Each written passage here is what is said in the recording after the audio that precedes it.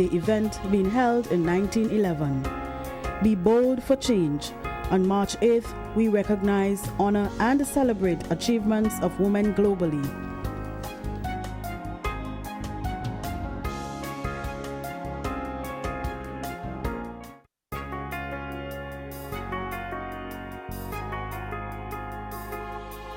Did you know there are 10 International Women's Day values?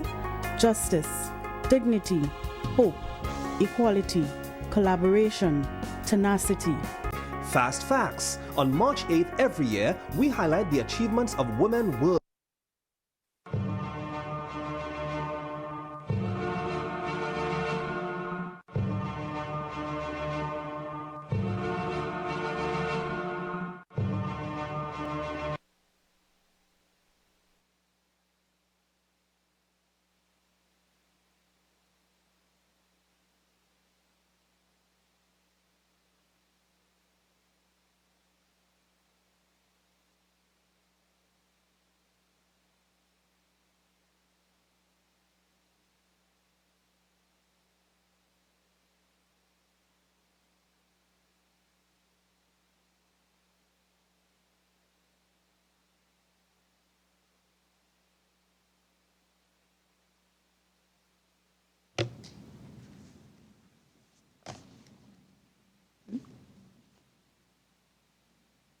Good afternoon.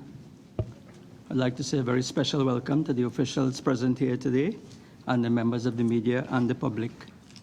I would also like to bring greetings on the occasion of International Women's Day 2017, and encourage all of us to be bold for change and to help forge a more gender-inclusive world. The Committee on Public Administration and Appropriations has a mandate to consider and report to the House on the budgetary expenditure of government agencies to ensure that expenditure is embarked upon in accordance with parliamentary approval. The budgetary expenditure of government agencies as it occurs and keeps Parliament informed of how the budget allocation is being implemented. And the third mandate would be the administration of government agencies to determine hindrances to their efficiency and to make recommendations to the government for improvement of public administration. The purpose of this 10th public meeting of the Public Administration and Appropriations Committee of the 11th Parliament is to examine the internal audit controls of the following ministries and departments: the Equal Opportunity Tribunal, the Elections and Boundaries Commission, the Trinidad and Tobago Police Service, the Ministry of Works and Transport, the Ministry of Labor and Small Enterprise Development, and the Ministry of Energy and Energy Industries. The committee is desirous of hearing from the accounting officers of these 6 ministries and departments to discover the challenges being faced and to determine the possible solutions to these challenges. The role of the committee is to assist the ministries and departments in achieving efficient delivery of services whilst ensuring that expenditure is embarked upon in accordance with parliamentary approval. This meeting is being held in public and is being broadcast live on the Parliament's Channel 11, Radio 105.5 FM, and the Parliament's YouTube channel, ParlView. Viewers and listeners can send their comments related to today's inquiry via email to parl101@ttparliament.org. So again, I would want to say a very special welcome to the representatives of the Equal Opportunity Tribunal who are here with us today. I say a welcome and thank you for being here. And can I now ask you to introduce yourselves and members of the panel? Good afternoon, Mr. Vice Chairman and the members of this committee. My name is Narendra Lalbihari. I'm the Registrar of the Tribunal. And let me first introduce my colleagues. To my right is Mr. Riaz Hanif. He is the Acting Clerk 4. My extreme right is Ms. Beckles. She is the Human Resource Officer 1. To my left is Ms. Hetty Book. She is the Auditor 1. And to my extreme left is Ms. Asha Ramlakan, Auditing Assistant. We are here upon the request of the committee. Let me just briefly... Thank you, Mr. Lalberry. Can I just introduce the members of the committee, and then I'll ask you to make an opening statement. So I'll start on the extreme right with ask members to introduce themselves. Alison Bash, member.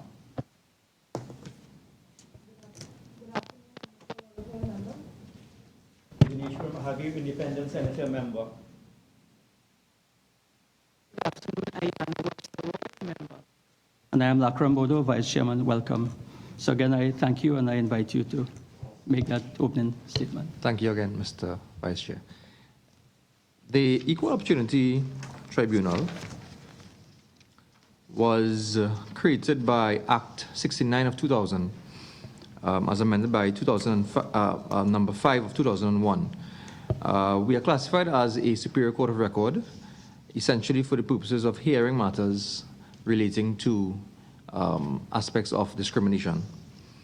In September 2012, the Equal Opportunity Tribunal was given its own head of expenditure, that's Head 75, which effectively meant that we were now responsible to oversee our own financial affairs and receive our own funding directly.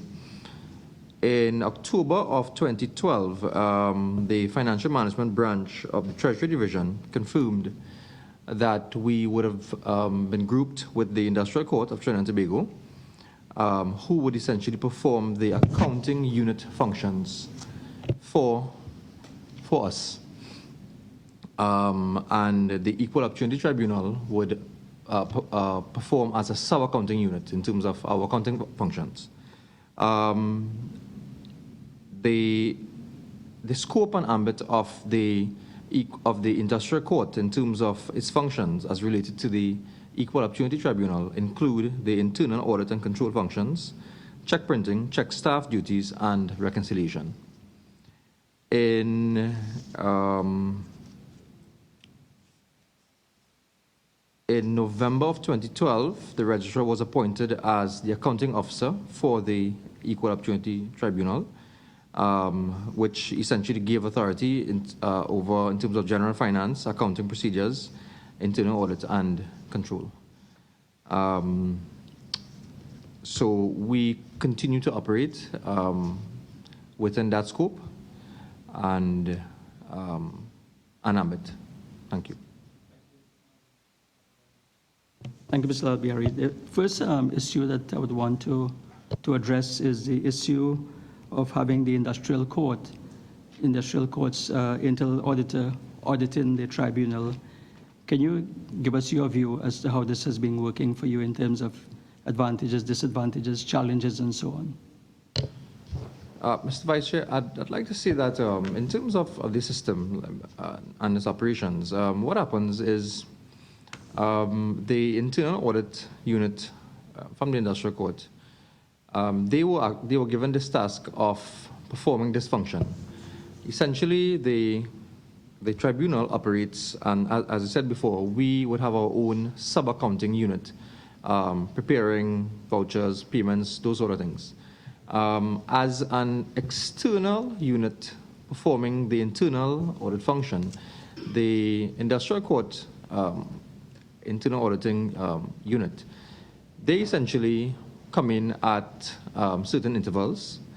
They would submit a work record in terms of a work procedure, in terms of how they intend to audit our systems. The internal auditor, together with their assistants, would come in. They would audit our processes, our internal procedures, our accounting functions, guidelines, to essentially ensure that we stay within the financial regulations and within the requirements of Parliament, as well as our expenditure in terms of the requirements of Parliament. That continues, that process has continued since 2012, and it has been working. The internal auditor would make, at the end of each audit, would make recommendations. Most times, the recommendations are that the tribunal, our internal systems are functioning properly, and sometimes suggestions are made. These suggestions are brought to the attention of the registrar, and I usually act upon it immediately in the form of either having discussions or meetings to see how we can fix the issues that would have come up, or making suggestions or recommendations immediately so that we could remedy the issues that would have come up. Thank you very much, Mr. Chairman. A follow-up question, brief. Could you give us an example of an instance when the internal auditor was able to spot some problem that required you as the accounting officer to take some action, some remediation action? Yes, thank you, Member, for the question. Quite recently, actually, in 2017, the Internal Audit Unit conducted an inventory audit of all items within the Equal Opportunity Tribunal. That would have included office furniture, equipment, computer items, etc. Certain recommendations were made, very recent. Certain recommendations were made as to certain observations. So I'll give you an example. In terms of, for example, tagging of the items, the furniture, computer, recommendations were made that it was, in some respects, they were tagged, but the method of tagging could sometimes result in the tag itself dropping off or falling off or those sort of things. So that, based on that, I then spoke to the clerk to ensure that we adopted the proper method of ensuring that the labels stay on. Secondly, for example, another issue that came up was the recording of the information on ledgers and the format used. The internal auditor suggested that there were certain issues and a proper format, a different format should be adopted. That has been, again, we have looked at it, and we have started changing the format in which we record information on the ledger in itself. Yes. Go ahead. Thank you, Chairman. May I ask, do you have a register of the audit queries which would have been raised by the internal auditor, and what percentage of these recommendations coming from the internal auditor would you have implemented to date? Thank you for the question. I would say yes, we do have a register. Whenever, as I said, the internal audit unit comes in at intervals. It's usually about quarterly. And a report is generated at the end of each audit. I would say thus far, up until this recent recommendation, I would say all suggestions made by the internal audit unit has been acted on and been implemented. The reason I'll say 100% as well is that in most respects, if it is not dealt with by the next time the internal audit unit comes in, that will also then come up as a recommendation. So rather than having these recommendations crop up each time, we try to have them remedied. This new one I mentioned is, as I said, quite recent. So we have now started engaging and implementing these recommendations.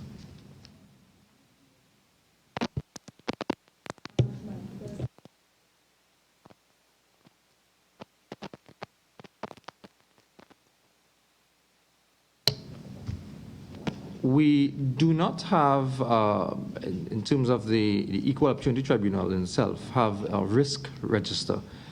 But as far as I understand, the risk management, we have now started the process and procedure, because as far as my understanding of it is essentially these are all preventative mechanisms to be put in place, whereas in terms of the existing internal audit functions, it's more reactive. But it is something that we have looked at, and the internal audit unit it's something that will be looked at with the registrar of the tribunal. One final question. In terms of governance and compliance, would you say that the tribunal is compliant with the OSH Act?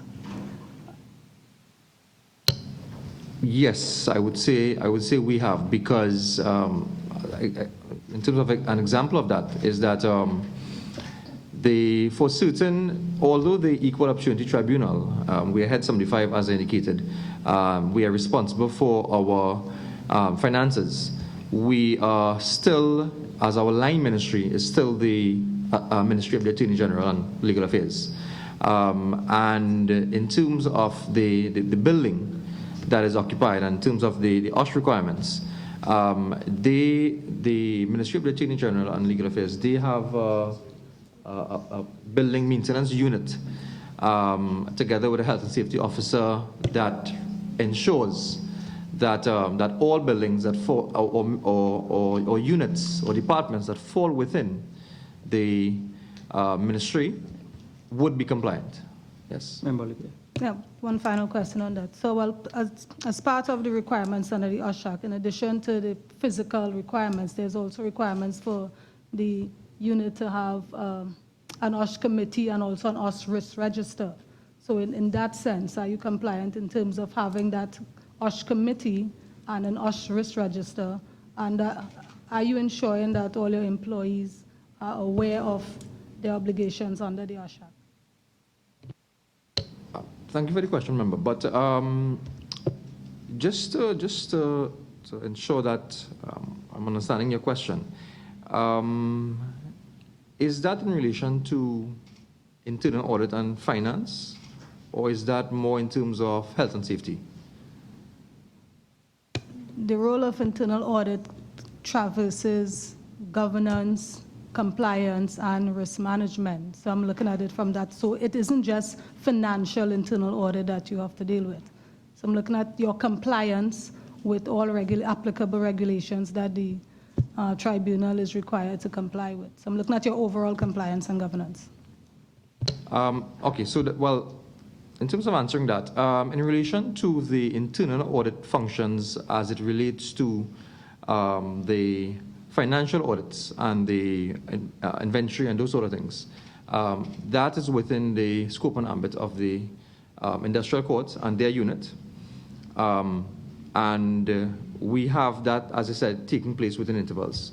In relation to OSH and the risk management register in relation to health and safety, and that aspect of it, that would, as far my understanding of it, would certainly fall within the Ministry of the Attorney General and their unit, who would be responsible for those sort of things, so that they would certainly have a risk register in that respect, in terms of the health and safety issues that could possibly come up in relation to the building that is occupied. Thank you, Registrar. Member Bash. Okay, my question has to do with staffing. And my question to you is, are the staff suitably qualified and trained to undertake the audit process?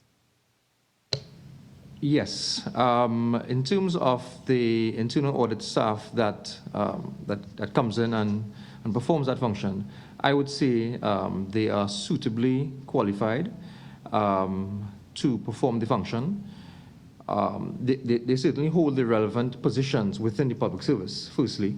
But secondly, in terms of their competence, in terms of the reports generated and the recommendations made there, it's usually very clear, it's to the point, and it's easy to understand what has to be put in place.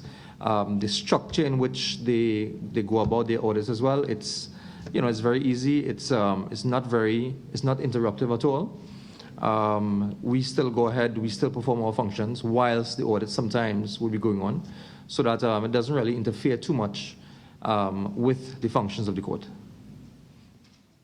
My other question is, what steps are being undertaken by the Equal Opportunity Tribunal to build and develop the capability to conduct and manage its own internal audit process?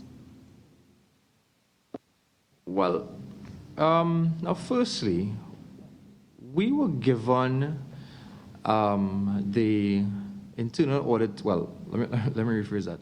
The internal audit unit of the industrial court was given the function to perform our services by the Financial Management Division of the Ministry of Finance, Treasury Division. Essentially because we're relatively a small unit, small staff. Our staff for the entire court is just about 25 persons. So based on that, firstly, it was felt that it really would be a waste of manpower for us to really have our own situated internal audit system. That's why we were placed with the industrial court. The second point to that, though, is, in my view, it kind of strengthens the purpose of internal audit. Because here you have a system where it's not as if the internal audit unit answers directly to the registrar. They are outside of the registrar's purview. They have their own registrar and accounting officer to answer to. So that when they perform a function, I think there is a total lack of any kind of conflict of interest existing there. In fact, it is almost as if they come in like external auditors. They come in, they get the job done, they make the recommendations, and that's it. They move on. If they come and they see nothing has happened since the last recommendations, they make recommendations again. They probably put the same thing, and those things will be in the report. I guess if a situation would have developed where nothing was being done for the recommendations, they may have then made other recommendations that that there is a serious problem within the organization. And again, that could happen very easily because there's no conflict there. There's no interest. These auditors do not answer or report to the registrar of the Equal Opportunity Tribunal. Yeah? Member Mabia. Thank you very much, Mr. Chair. A follow-up from the question of my colleague, Senator Baksh, and that is, you indicated that your organization is relatively small with some 25 members of staff, and really the internal audit function is undertaken by the internal auditors from a larger agency. Is this particular model something that you, from your experience, will recommend for other agencies of the state that happen to be small and may not have the amount of work necessary for employing a full-time internal auditor? Given your own experience, do you think that the sharing of the internal audit function amongst a number of smaller state agencies will go some way towards making more efficient use of state resources? Well, let me first say this. This system seems to be a robust system in terms of its operations.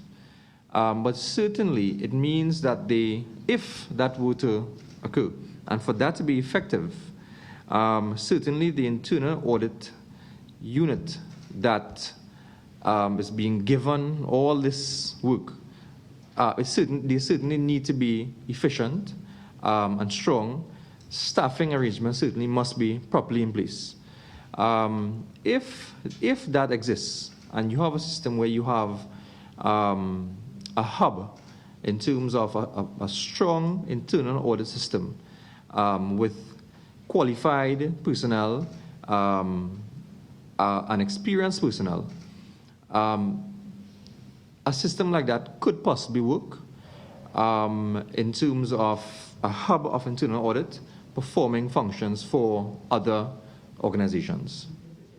One follow-up, and the follow-up is this. Again, another interesting issue has arisen. The internal auditor does not report to you as registrar. He reports to another principal. Has there been any disadvantage in your mind to that system? Do you say that an internal auditor not reporting to you as the principal of your agency has caused any particular problem for the running of your agency? I would say none at all. In fact, as I said, it really assists in the smooth running of the organization, because here you simply have some now it also depends on how you look at an audit process or internal auditors. If you see them as enemies, then certainly that is how the process will become. We have always seen the internal audit unit from the Industrial Court as persons to assist us in developing our systems, strengthening our systems, and ensuring that we are staying in line with the regulations under the Ministry of Finance and the other regulations. And that is all that has happened. They come in, they get the job done, and thus far it has simply been an issue of submitting reports. We act on report. When we see them again, in most respects, the recommendations are dealt with. If it is not dealt with, or we need guidance on it, we simply speak to the relevant persons within the internal audit unit, and it's then implemented. If I may, before Member Webster Roy, just to follow up, in terms of putting this in perspective, Mr. Albihari, you said that you have about 25 staff. Can you indicate how many staff there are in the industrial courts employees, so that we can have a perspective in terms of the number of audit staff available for the total staff of both entities?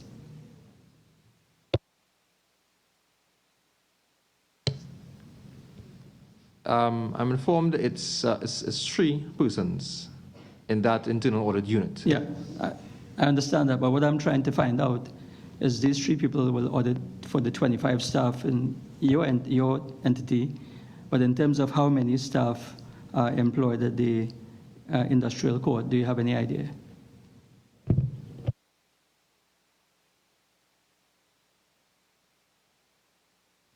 I'm informed it's about 140 persons in the industrial court. Okay, so 3 staff for 140 plus your 25.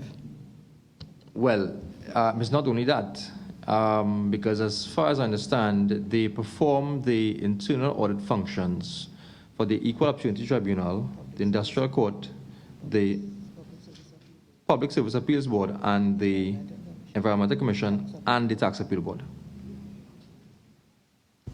I might be pushing this a bit, but would you by any chance have an idea of the total number then that these 3 staff would be responsible for? Audit staff, that is.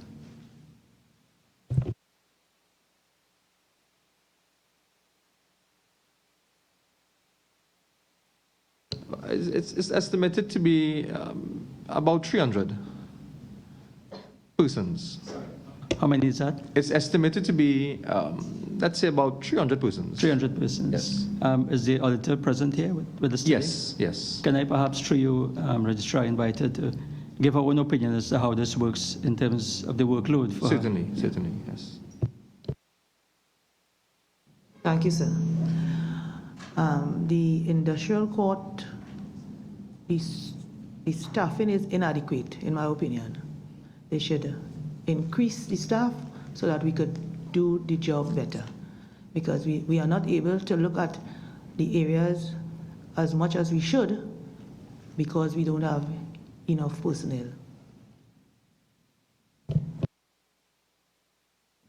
Have you had an idea, have we had a chance to look at perhaps what would be the ideal number of personnel to cover those entities?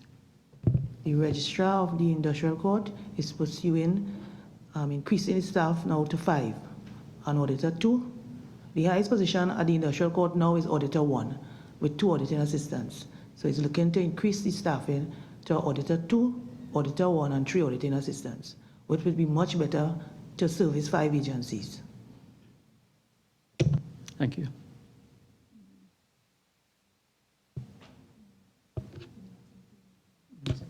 All right, so if there are no further questions from members, can I now, Registrar, invite you whether you may want to make any closing comments that you think might be of value for the committee going forward in terms of making recommendations?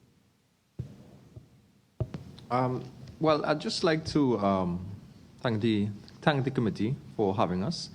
As I indicated before, the system that we have, which could be branded as an internal audit system, it has been working, mainly because of the lack of that element of conflict of interest, and maybe it is one that that could possibly be looked at.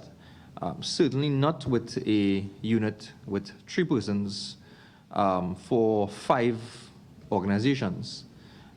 Certainly, as I said, if a hub is created with an efficient and an experienced unit of internal auditors, that could certainly work in the future. Thank you. Thank you, Mr. Lalbihari. I would like to thank yourself and your staff, for Ms. Burke, Ms. Nanan, Mr. Hanif, and Ms. Marshall, for being here with us today, and I thank you for coming forward and giving us this very valuable information. I thank you.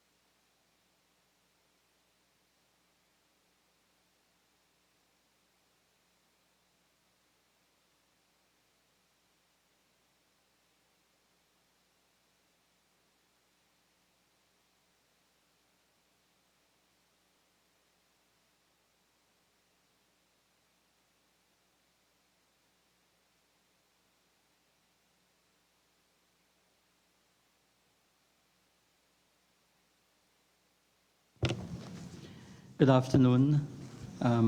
I say a special welcome to the officials from the Elections and Boundaries Commission, and I thank you for being here this afternoon. The purpose of this meeting of the Public Administration and Appropriations Committee is to examine the Elections and Boundaries Commission's internal audit controls. This meeting is being held in public and is being broadcast live. Can I ask you, Mr. Nanan, perhaps to introduce the members of your team? Well, good afternoon, and thank you for your kind welcome. On my right is the Internal Auditor, Mrs. Karen Ali Jailal. On my extreme right, Ms. Fern Nasser Scope, Senior Legal Officer. On my left is Ms. Lina Champa Sahadev, Deputy Chief Election Officer. And on her left is Mrs. Karen Carter Fonset, the Accounting Executive. Thank you. I'll just have the members of the committee introduce themselves, starting on my right. Good afternoon, Alison Bash, member. Good afternoon, Nicole Olivier, member. Good afternoon, Ayana Webster-Roy, member. I'm Lakram Bodo, Vice Chairman of the committee. Again, I say welcome and I thank you. And can I invite you, Mr. Nanan, perhaps to make an opening statement? Thank you, Vice Chair. The Elections and Boundaries Commission was established as a consequence of the provisions of the Constitution of the Republic of Trinidad and Tobago, and charged with the responsibility for the registration of qualified persons, the conduct of elections, and the delimitation of boundaries. To discharge its function, the Commission is supported by its department, which is staffed in the main by the Public Service Commission and funded by the state. The department is headed by the Chief Election Officer, who is also the Accounting Officer. The Internal Audit Unit within the Elections and Boundaries Commission is an independent unit which provides unbiased and objective assurances that internal control processes are operating effectively. It also reports on shortcomings and provides guidelines to prevent such.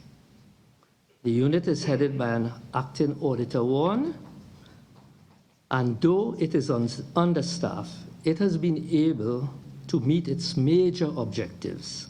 That is to say that the organization is in compliance with guidelines, rules, and regulations.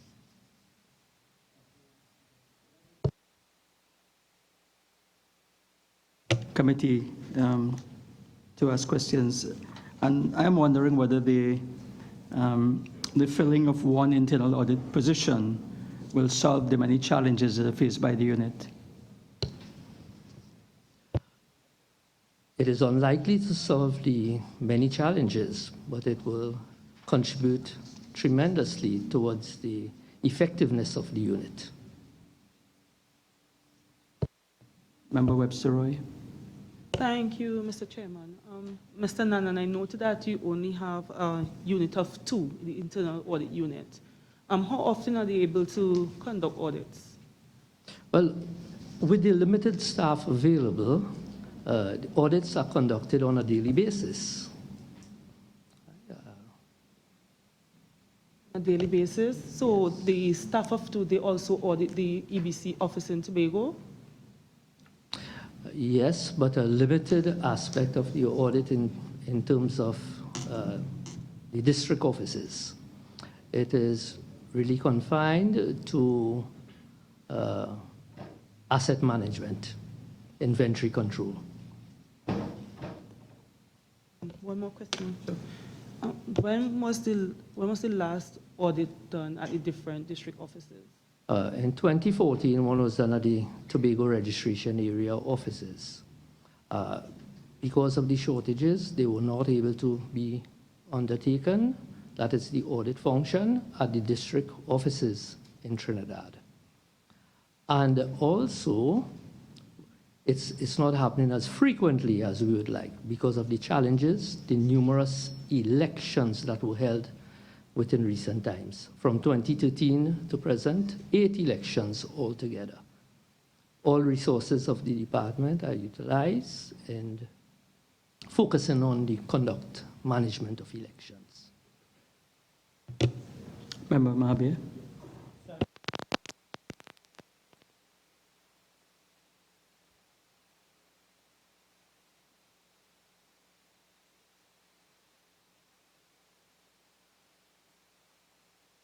That is to ensure that the organization is in a constant state of readiness, in my mind, to discharge its functions and obligations for conducting free and fair elections in Trinidad and Tobago.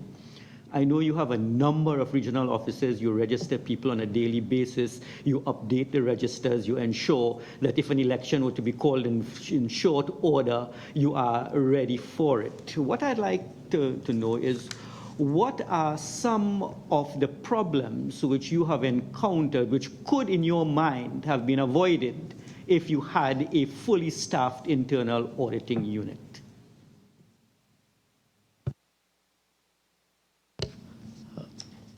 Member, may I ask whether you are speaking specifically about the conduct of elections and the functions of the audit unit?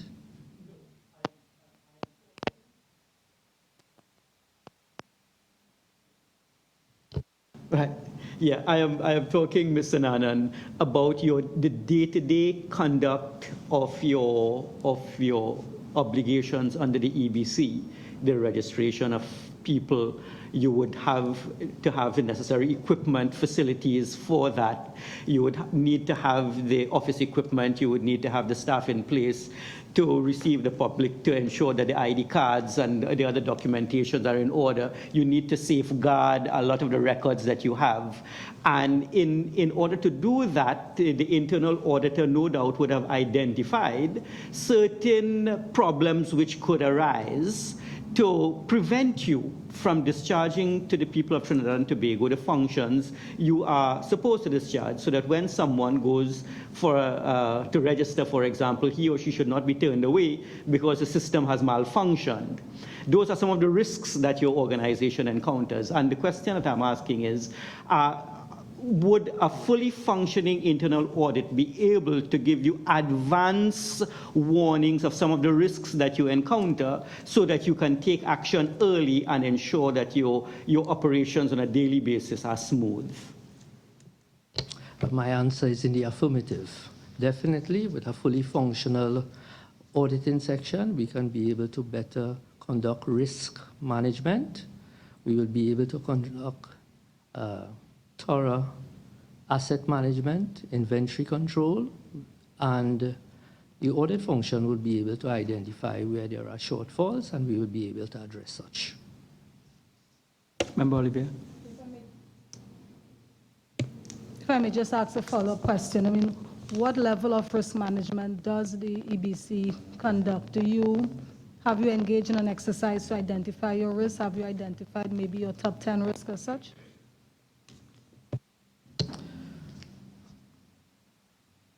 We have been conducting limited risk management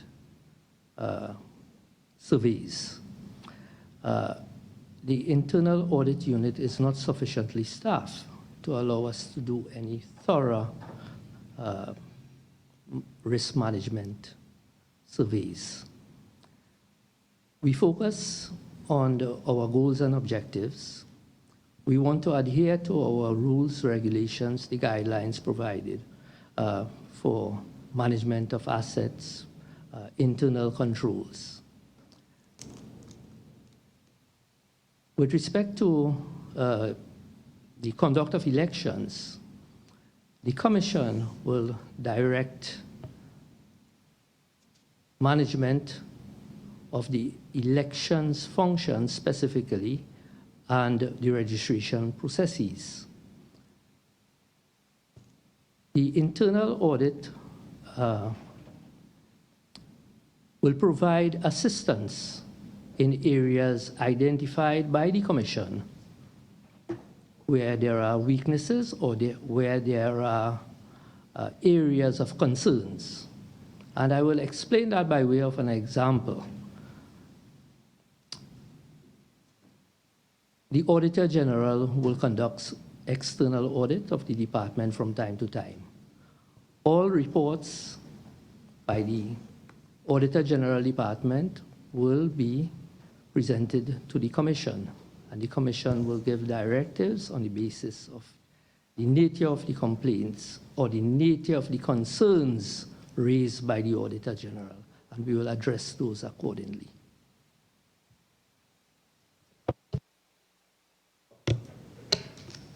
And the follow-up is, what are some of the weaknesses in your organizational structure that the internal auditors have been able to identify and that you have been able to remedy on account of the input of the internal audit department?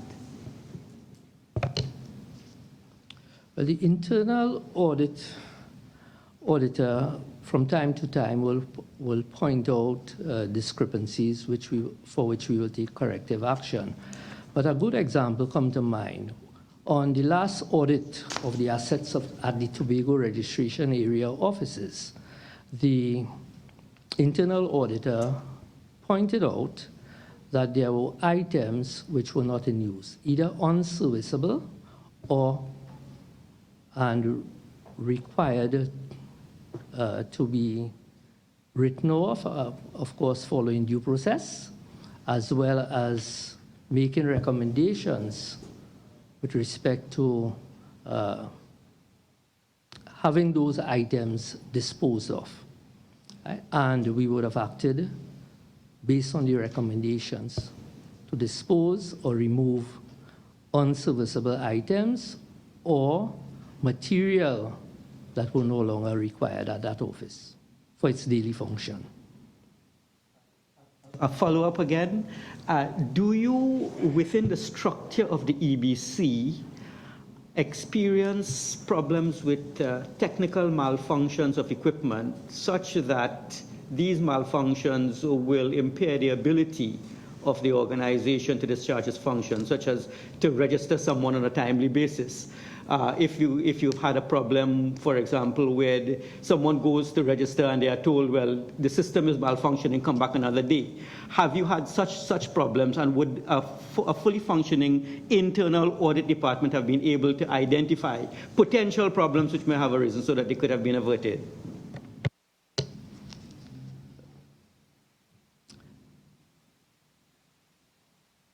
The functioning of the registration system as operational at this point in time is a fully online service, and it's more technical in its operation. All offices are interconnected to the Central Electoral Office in Port of Spain. It's more IT-based, and the operations of that are managed by the network administrator in terms of technicalities, supported by 2 network operators. So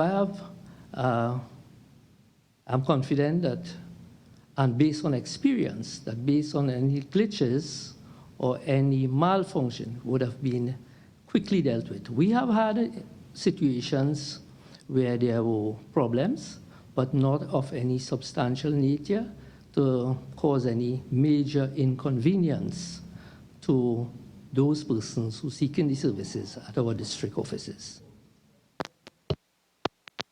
You are satisfied that, at least with respect to your technical department, the systems and procedures in place there will not cause too much of an inconvenience? Yes, I am satisfied at this time. Because I did attend an EBC office on Ash Wednesday, and the system was not functioning. So I'm rather hoping that you would have been able to rectify the problem quickly. Member Olivier. That problem was quickly rectified. Thank you, Chair. I would like to direct a couple of questions to Ms. Ali Jailal, the Internal Auditor. Ms. Jailal, could you give an indication of what percentage of the recommendations that you would have made have been implemented and how quickly they are accepted and implemented by the Commission? The corrections that would be made to the observations that I would make, or the change that would be necessary to be made, it will depend on the query or the observation that I have made. Some may take a bit longer. As Mr. Nanan indicated, it's mostly accounts oriented. Most, I would say 75%, dealt with quickly. Some may take a bit longer, as I indicated. Maybe on their part of a staff arrangement as well, because it could concern things like pension and leave and so. But the ones that can be rectified are rectified. Okay. So you're satisfied with the response that you get to your recommendation? Yes, I am. And the next question I have is, well, in terms of your work program for 2017, what areas do you intend to focus on this year, given your limited ability to do as much work as you'd like? Where do you plan to focus in 2017? For 2017, as I indicated, mostly accounts oriented. I would cover everything that was on that program, because mostly that is what will be audited when appropriation time would come around. The other aspects that need to get on the program, that, as Mr. Nanan indicated as well, will require the staff, but everything on the present work program, I will attempt to deal with it.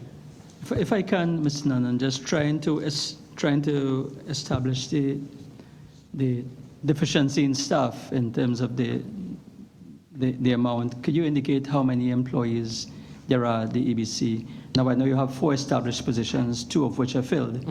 And in view of the number of staff that you have, do you perhaps have a figure in mind of what the ideal number of audit staff should be? Chair, I'm asking kindly if you can tell me whether you're talking about the overall establishment or specific to the audit unit. No, the overall establishment of the EBC in relation to the audit unit. Well, on the establishment, there are 437 positions. That is inclusive of there are contract positions as well, not very many. It's about 11 or so contract positions. But given the overall workload, particularly after election period, and also when we are required to pay arrears of salary following agreements between the representative trade union and the CPO, the workload increases. And the staffing as it exists at the auditing unit is really insufficient. I would say we would need approximately 10 or so persons in that unit to do thorough audit and focus on other areas where we were not able to focus on previously. Specifically, I'm speaking about inventory control and management.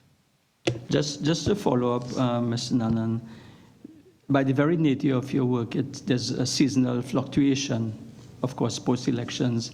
Has any consideration been given perhaps to bringing in additional staff post-election, or, to deal with what would be an increased workload? Are there any such arrangements in place, or has any consideration been given to that sort of arrangement? Yeah, sure.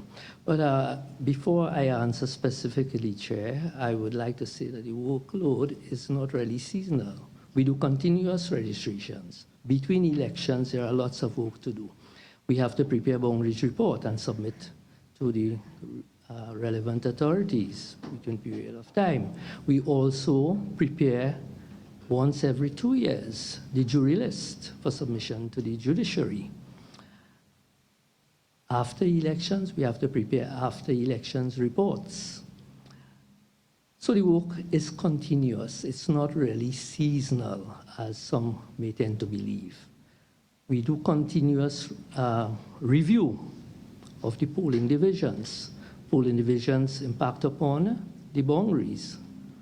And ideally, we would like to have each polling division with about 750 electors. We have some which require much more attention at this time because they are electors in excess of 4,000 in some cases. So we have to review those polling divisions, continuous work. And it is always, in an ideal situation, we would like to have additional staffing to focus on those areas and full complement of staff at all times. It is not always possible to have the full complements of staff at all times because we are dependent upon the Service Commission Department for our staffing needs. I am mindful that Service Commission Department also has its challenges in filling vacancies and positions. The point about not being seasonal, what I was trying to indicate, and perhaps from your own submission, was that after the elections there would be an increase above normal demand on top of the normal baseline work that you would be doing. It was perhaps that I was trying to get some clarification. Yes, Chair. I didn't in any way intend to suggest that the work was seasonal. Perhaps it was the wrong term. No offense taken on this side, Chair.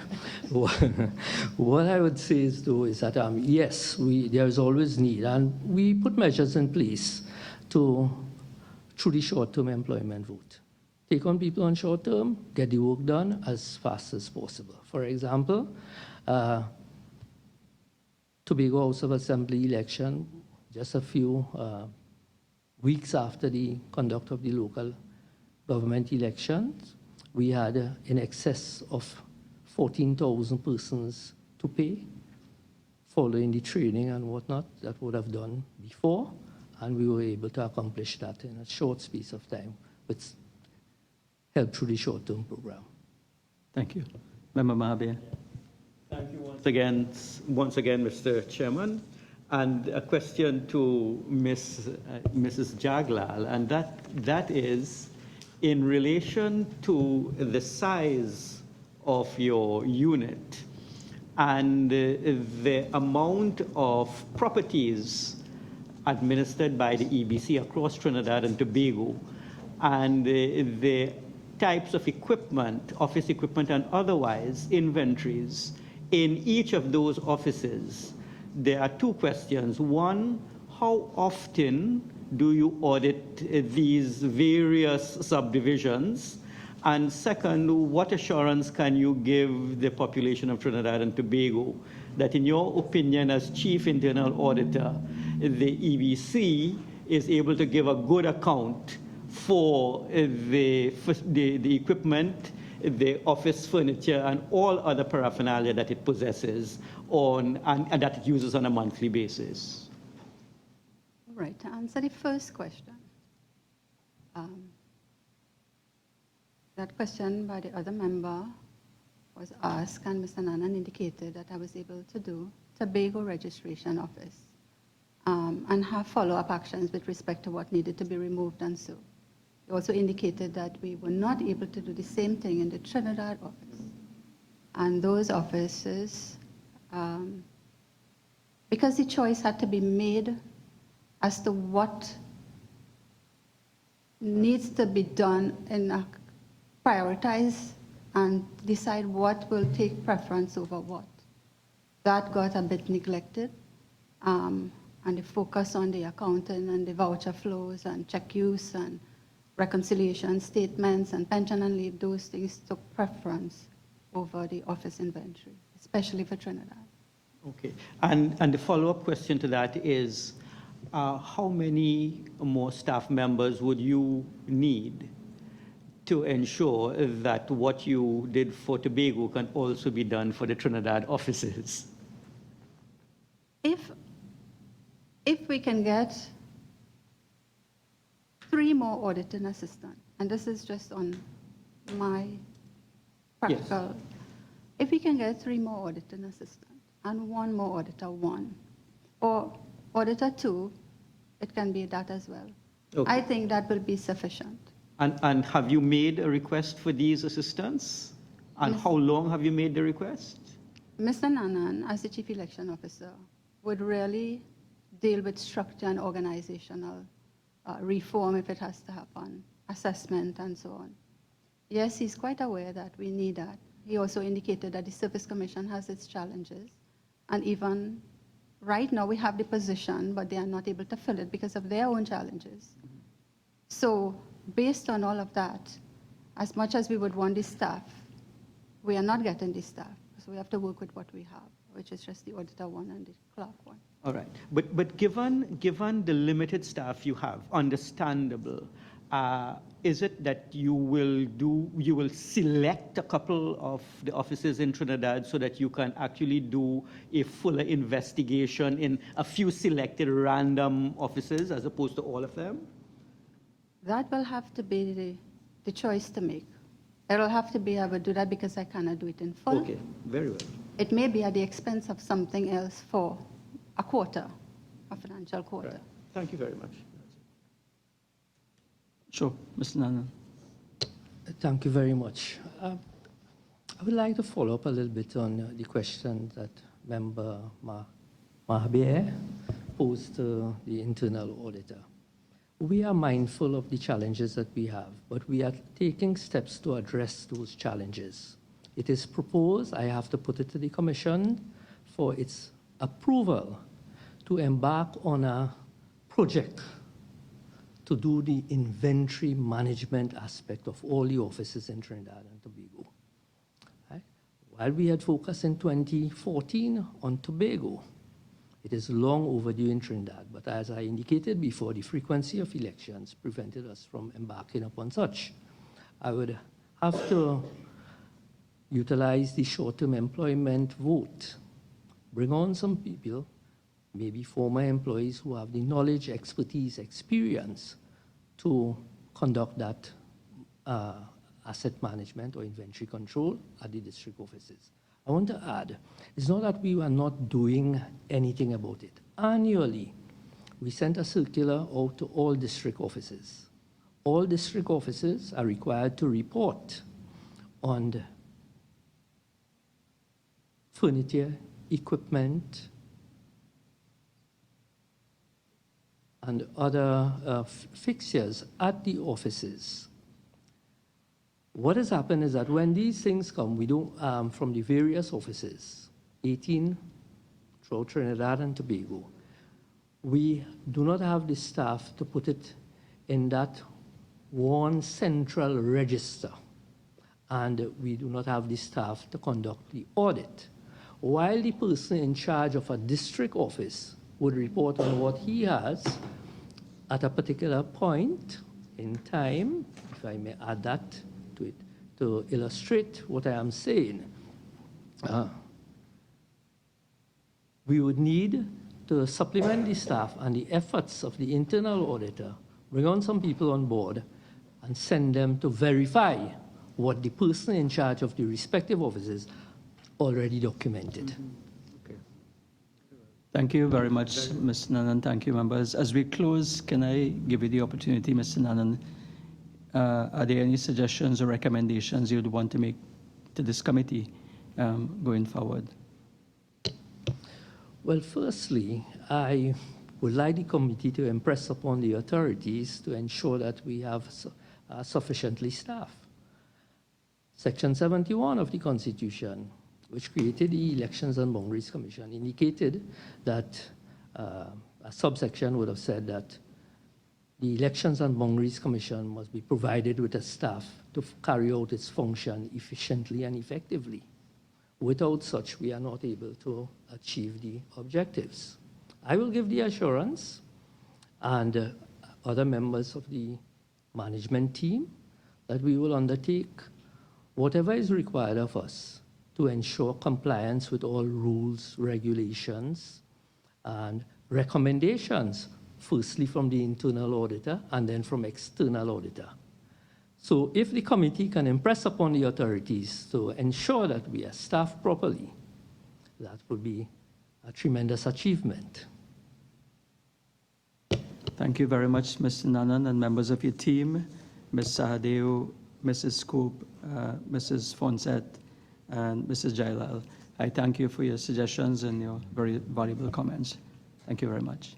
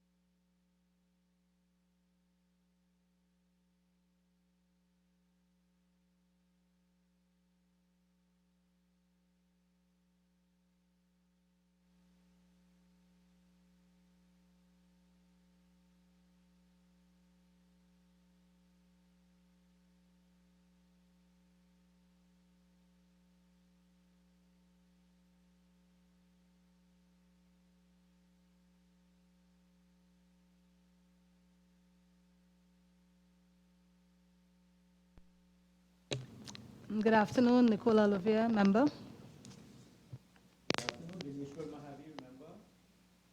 Good afternoon, Ayana Webster Roy, member. Good afternoon, Clarence Rambarat, member. I am Lakram Bodo, Vice Chairman. Again, I say a very special welcome. Perhaps I can invite you, Mr. Commissioner, to make some opening remarks. Thank you very much, Vice Chairman. Just to simply say that the Trinidad and Tobago Police Service has taken a new course, and that course was shaped around 2011 when the Commissioner of Police was appointed an accounting officer, and it changed the course of things from the coverage under the Ministry of National Security, where the internal audit function resided. We have recently, and that's, I say a recent period, set up an internal audit department in the police service, and that is now a work in progress. So we are not at the perfect point, but we are growing and progressing, and we do in fact expect to have a very effective internal audit department in the future. Thank you very much, Mr. Commissioner. I would just ask one question before I invite members of the committee to ask their questions. From your submission, I would have noted that firearms were excluded from the audit. Can you, and you stated the reason for that in the submission, could you indicate what other areas may not have been audited or properly audited under the internal audit unit in addition to firearms? I think the main area which is not included is the area of firearms, but we have in fact been focusing on addressing that gap. Member Olivier. Thank you. So, good afternoon, Commissioner, and welcome once again. Now, from your written submission, you indicated that the internal audit unit is staffed by contracted persons. Are these persons civilians, or would they have been persons who would have, well, come through the TTPS? Yeah, they are all civilian staff who we have hired on contract to provide that service to the police service.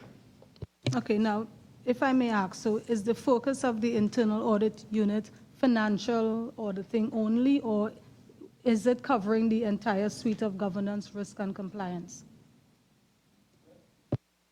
At this present moment, it's heavily financial based. We are proceeding to look at a broader coverage. In fact, we have recently appointed to address the gap that Vice Chairman raised with issue of firearms. We have recently hired some experienced senior officers who would have retired and appointed them as special reserve officers and brought them back to assist us with the inspection in the first instance of the area of firearms, so that we can in fact treat with effective accountability of the firearms that are assigned to the police service. As we go forward, we are making some arrangement, not necessarily to fit under the head internal audit, but to complement the function of the internal audit unit, a monitoring and evaluation team to support us. So we're in the process of hiring 3 persons to fill that role.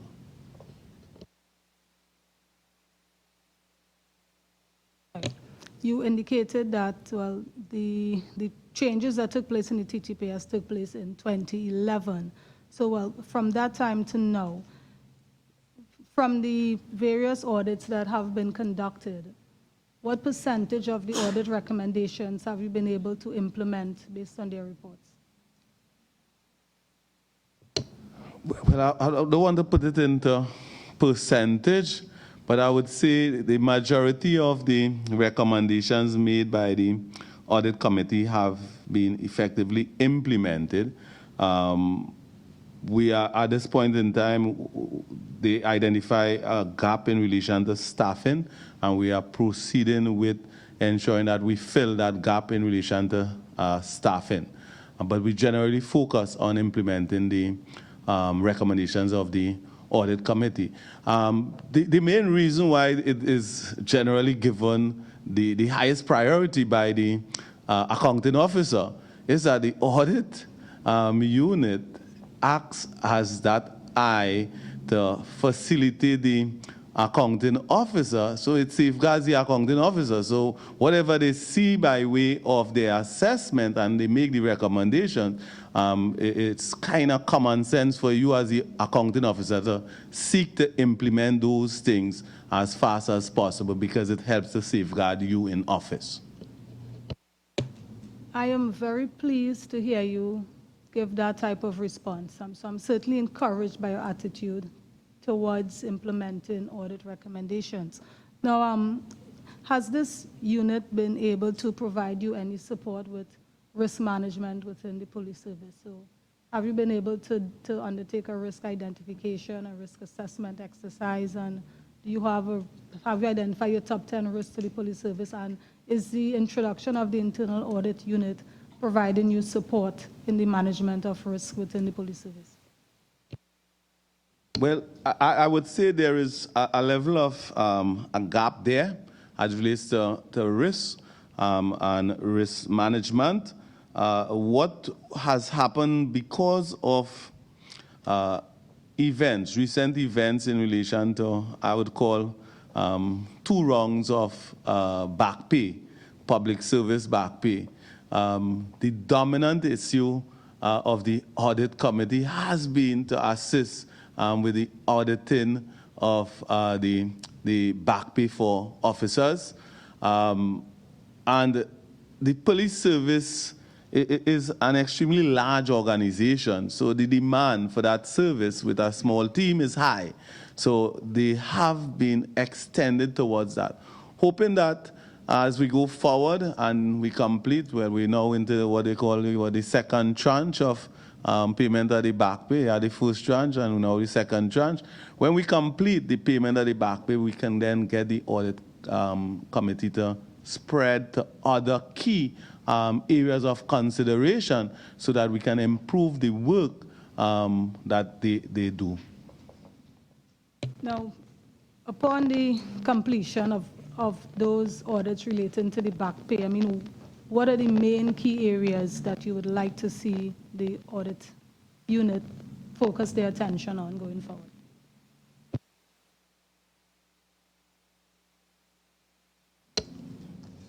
Well, we have highlighted in the report some of the areas for which we will be focusing on. Right now, we are engaging some discussions, and the manager of the Internal Audit Unit will be preparing a program to be undertaken in 2017, a program where they propose and will be agreed with the accounting officer. But these first 3 months, January, February, March, we are treating with the issues around the back pay completion, because March is the set date for the second tranche. And as you know, there is a lot of resistance which can take place when the public officers don't receive their back pay on time. So we've been pressing to get that right by the end of March. And then we have agreed to engage some settling of discussions around a program of activities for 2017. Member Mahabir. Thank you very much. And a follow-up from my colleague, Member Oliver, Commissioner, and that is, I know you said that you are working on the firearms issue with respect to auditing, but I would imagine that the police service itself would have a system where you would be able to indicate where every firearm is in the police service at any point in time, whether it's assigned to an officer, whether it's in a station. So I'd imagine that you have such a system that has just not yet been subject to internal audit. You will respond accordingly. But the second is this: the police service cannot function without vehicles as well. And has the Internal Audit Department assisted you as accounting officer in identifying a system where you would know exactly how many vehicles on a particular day are not functioning, how many vehicles are due for servicing, how many vehicles you ought to replace? Do you get that type of assistance from the Internal Audit Department with respect to vehicles? And also the first one on firearms. As it relates to the issue of firearms, yes, we do in fact have a system to tell us where all the firearms assigned to the police service are located. But the critical thing is not where they are supposed to be located, is whether they are located there. And that's where the verification comes as a critical component. So since firearm is a matter of priority consideration, I have in fact hired persons to do that for me, to verify that the firearms which are supposed to be located at the various divisions, branches, stations, and sections are in fact located at those stations, branches, sections, and divisions. And we are going through that process with a team of, as I said, rehired officers. Yes. As it relates to the motor vehicles, we have in fact been pursuing, separate and apart from this dedicated internal audit team, we have been pursuing the issues around verification of the status of vehicles with a separate team of officers. We have a fleet manager, and that fleet manager is also supported by some administrative officers who aid us in giving the accountability for the fleet of vehicles, where they are assigned, and the status of those vehicles. So separate and apart from the internal audit, we get an accountability system going for vehicles. Sorry, Commissioner, so I just want to be clear, because it's a public hearing, and of course the public would be very concerned about firearms and so on. Can you give the public the assurance that despite the fact that you may have had some challenges, that there is a system in place to ensure that all firearms would be accounted for by the police service? Yes, I can give that assurance. There is a very good system in place, and at present I have clear verification of the status of all those firearms taking place. So I am getting reports on a monthly basis by a team who are out there verifying for me the status of all the firearms and ammunition assigned to the Trinidad and Tobago Police Service. Thank you. Member Webster Roy. Thank you, Mr. Chair. You noted in your submission that you have currently 11 officers, civilian officers, in the Internal Audit Unit, and you noted that that's not the ideal complement of staff. What's the ideal number for you?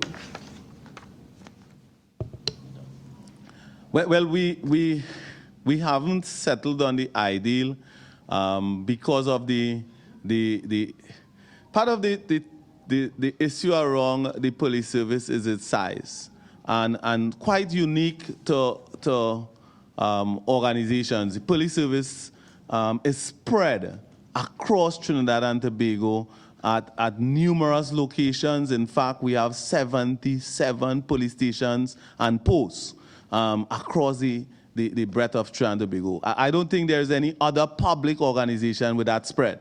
So the demand is high because we have to cover. The team of 11 we would have hired based on what we can call startup process. We haven't been able to effectively assess whether that team can deliver in a full context for us.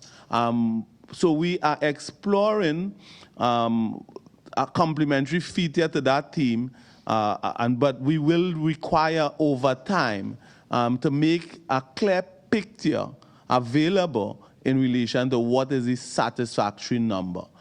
My discussion with the head internal audit at this point in time, there is some indication of a few additional staff which he would require to complement the team. Those few additional staff, we will only be in the best position to know if those few additional staff will give us a team which can effectively handle the demand of an organization of the size of the Trinidad and Tobago Police Service over some time.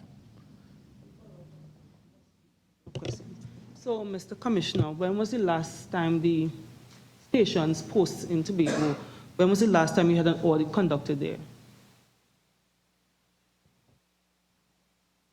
You mean a financial audit in relation to station? Because we have different aspects. As I shared, we are doing work. So I have assigned, as relates to firearm, I have assigned an individual who is actually going through each station, verifying the issues around firearm. I've assigned officers to deal with vehicles. They have been to Tobago, and have checked all the vehicles assigned to Tobago as recent as January, and the officer assigned to cover Tobago was in Tobago and verify the status of the vehicles. As relates to the financial aspect is where we have, if you can call a side gap, because I shared with you, we have been putting all the effort around the back pay. So we have not done that aspect. Mr. Commissioner, the reason I asked this question, you noted that the second tranche of back pay must be done by the end of March. Yeah. As MP, I've had an officer in Tobago coming to me because that officer did not even receive the first one. There's some internal issue in terms of processing and auditing her paperwork. So that's why I asked about the complement was the ideal number, because if one came to me, how many officers might have gone to other MPs, how many officers would have a problem, have not received any back pay at all, and they're trying to get somebody to hear them and to get that issue addressed, because this particular officer is a single parent, and we all know every penny counts when you're a single parent. What I would want to give the assurance, Minister, the assurance that we have covered the bulk of the officers. What we have, though, is a challenge sometimes with extended sick leave and those other indicators which prevent the speed at which you can cover all the officers at any given point in time. So we have what we call a few stragglers. That has to do with issues, administrative issues around processing of those individuals' back pay. But we have deliberately put an additional team together to concentrate on that few individuals. And as of this month, there are some, well, the head of finance will share how much additional persons who did not receive will be receiving not the first tranche, will be receiving the two pieces together, so they get a whole tranche in one shot this month. So we have been working on it. But I can't speak about the one individual who appeared before you, but I can give you the assurance not many individuals will go to the MPs across Trinidad and Tobago, because we don't have many individuals who have not received the first tranche. So, Mr. Commissioner, what I want from you is an assurance that by the end of March, all officers, because you just said that you're working towards that, all officers by the end of March will not get one or second, but the full.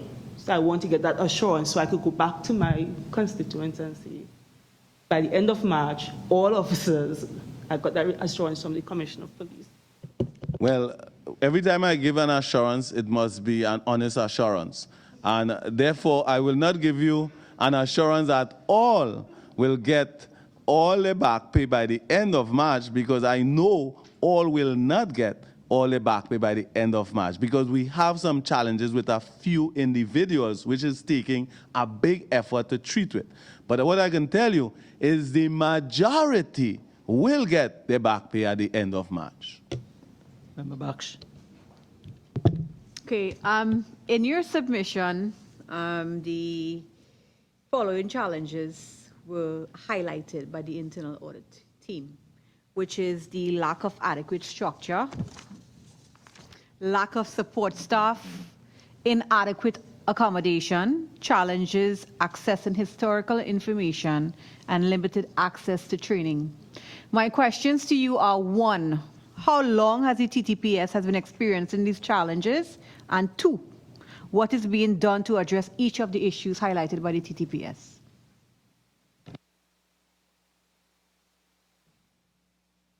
The items listed by way of, if we call them challenges, they are not fixed in one period of time, so they will be highlighted by different periods of time. The issue of structure is from the start, whether the structure was adequate. So the first person who headed the department would have made some recommendations, and we gave certain support for that unit. We have a new head internal audit, so he's not there from 2011. We have a new head internal audit who has made some recommendations for which we are now exploring those recommendations. And as we explore those recommendations, we have some additional tweaking. And that's why I'm saying part of the structure as proposed, we had the issue of monitoring and evaluation. We have decided that we will separate the major monitoring feature to go broad-based for the organization, because we have a strategic plan and we want a broader consideration of monitoring. So we're hiring 3 persons to dedicate, separate and apart from the audit unit. So that's another tweak. So as we go along, we are improving and addressing issues around the challenges that have been highlighted. Issue of support staff, we have assigned the director HR to get the supporting staff in the context of contracting individuals to provide the basic business operations assistant functions for the internal audit unit. And very soon they will, in fact, receive that. Part of the challenge with a public service organization as against a private sector organization, every person I hire, there is a supporting screening process. Because if I hire without the adequate processes, then I am challenged to say issue of nepotism and all those other factors. So each thing we do, while I want to do with speed, I have to follow the bureaucracy of the public service.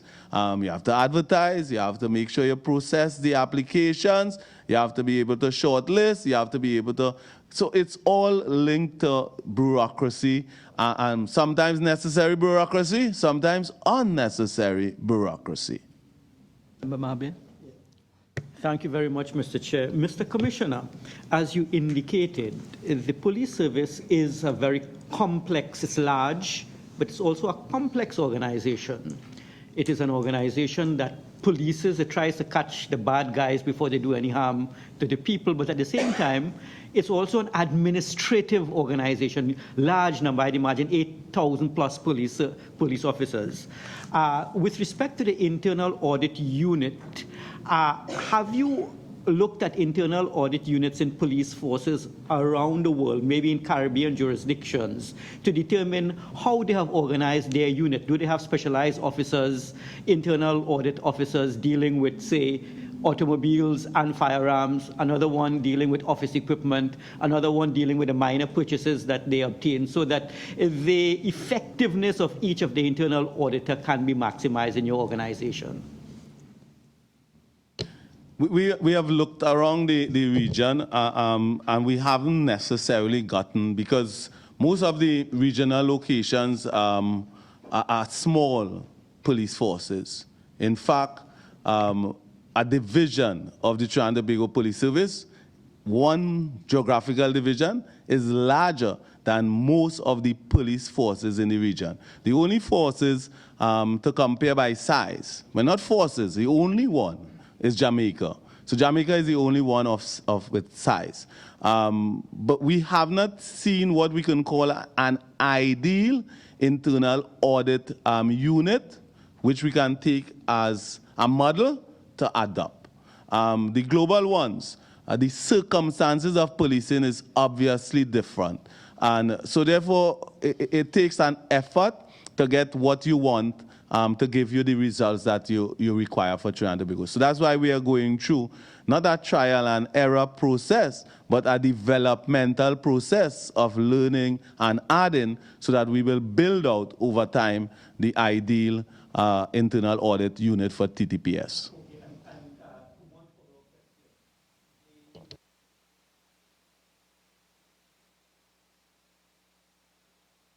Internal audit function should really be staffed by people with police training, some level of training in policing as opposed to training in just auditing functions. Well, the answer could be placed in the generic statement of yes and no. And I'll tell you the yes,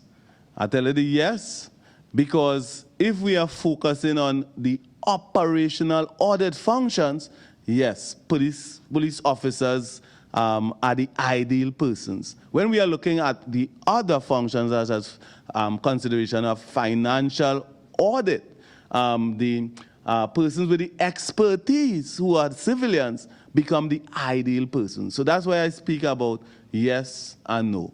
Yeah. Member Ambarat. Thank you very much, Chairman.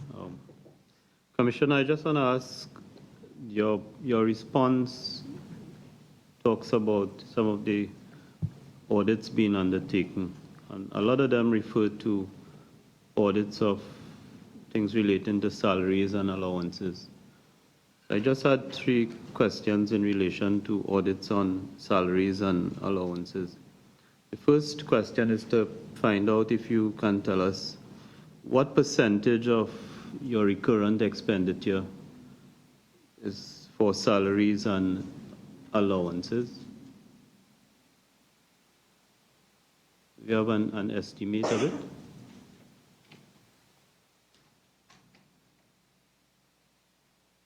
I will be able to provide you with that, but not off my cuff right now, because that's dangerous. To give you a percentage which is not necessarily the correct one. So I can provide the committee with that detail of the percentage of the recurrent expenditure which covers salary and allowances. I mean, from your experience, would you say that salaries and allowances represent a significant percentage of recurrent expenditure? Yes, I can answer it in that way. Okay. And what percentage of compensation is overtime payment? Well, similarly, I'm not in a position to give you the exact percentage of compensation that covers overtime. But again, would you say it is significant, it is within industry standards, it is excessive? From your experience? I would say it is very high at this point in time. We have a plan towards reducing it, and a large part of that plan is a build-out plan to fill the police service. Vacancies, we have shortage of the approved manpower, staffing complement for the police service. And so therefore we have a plan to build out to have the human resource, which would then place us in a better position not to pay overtime to make up the man hours for the absent staffing. So if we can employ the persons for which we have approval, we then can effectively reduce, and it will be much cheaper, because paying a substantive officer as against paying overtime, which is at a higher rate, it's much cheaper to pay the substantive officer. So we do in fact have a plan to build out towards reducing it. Okay.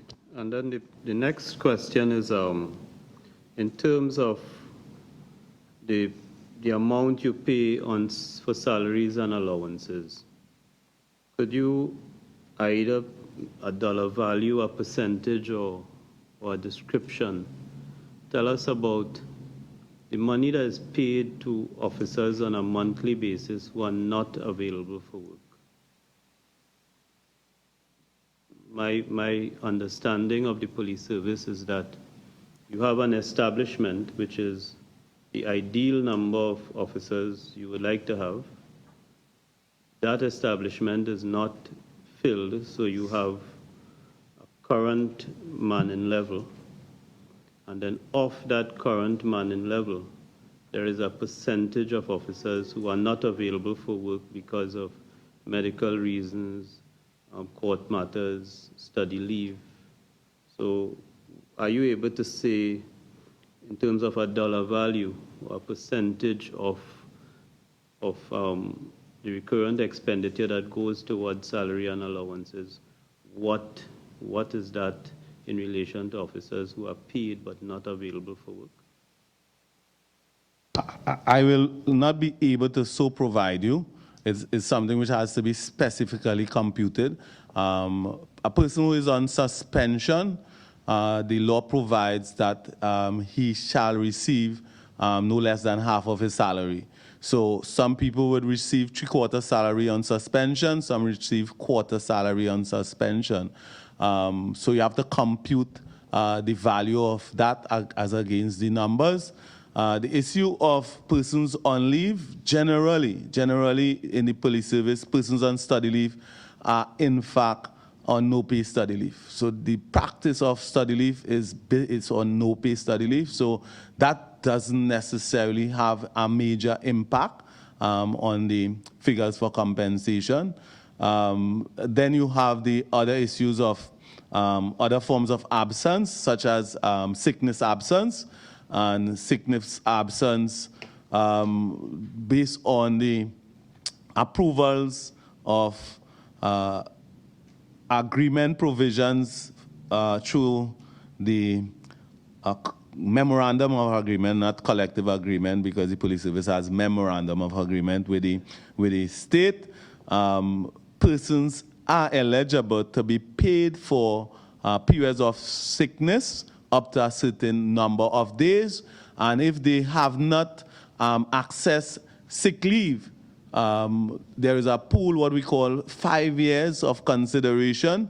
So that amounts to 70 days. If not taken in the past 5 years and they report sick, that 70 days is available to be paid by way of an agreement. So that will then be added to the very said question that you've asked. So it will take some computation to give you some level of correctness around a figure or percentage. Okay, and just one more on this issue of manpower. I know that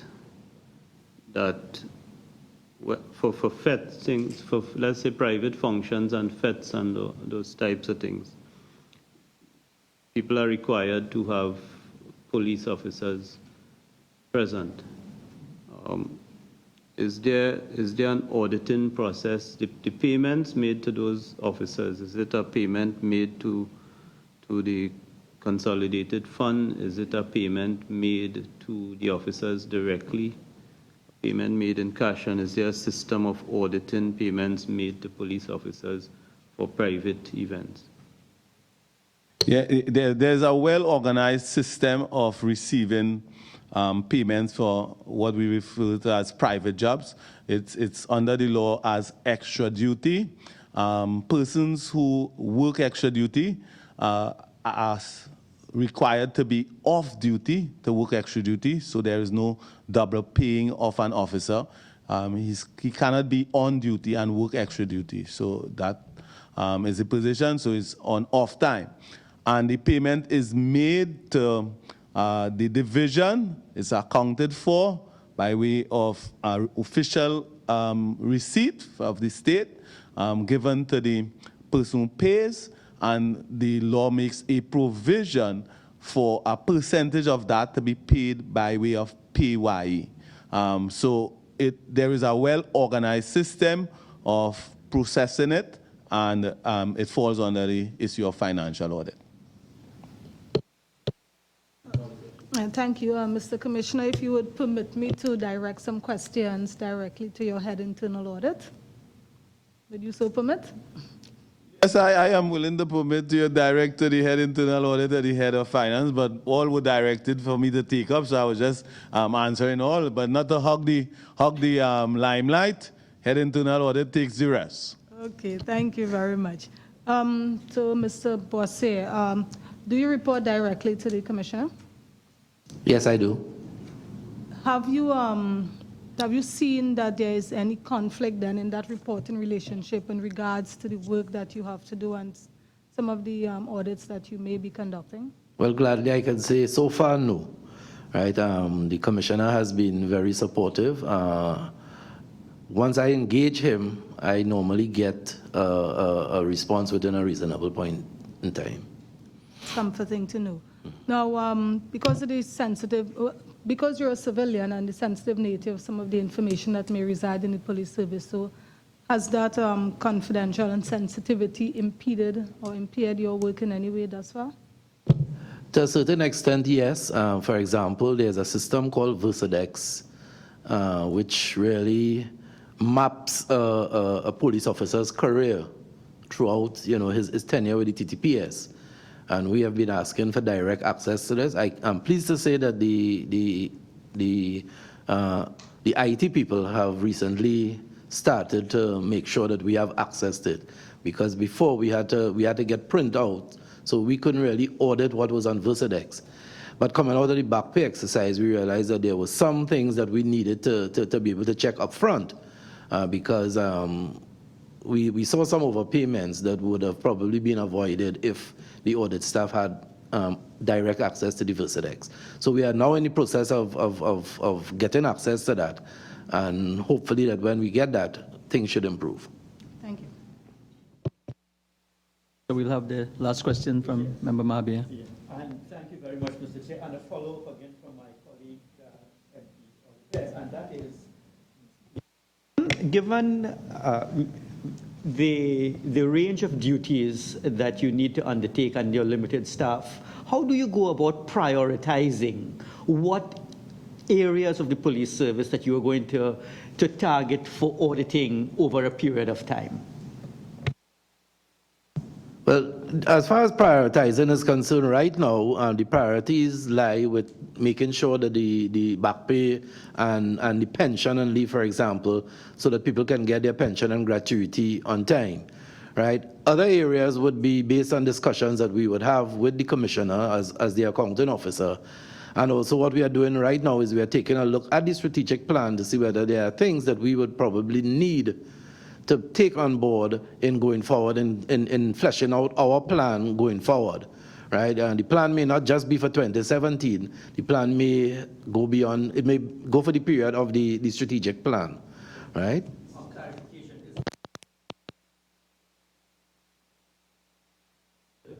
No, I'm talking about the police service strategic plan. We are trying to make sure that our plan is consistent with what the strategic plan of the TTPS.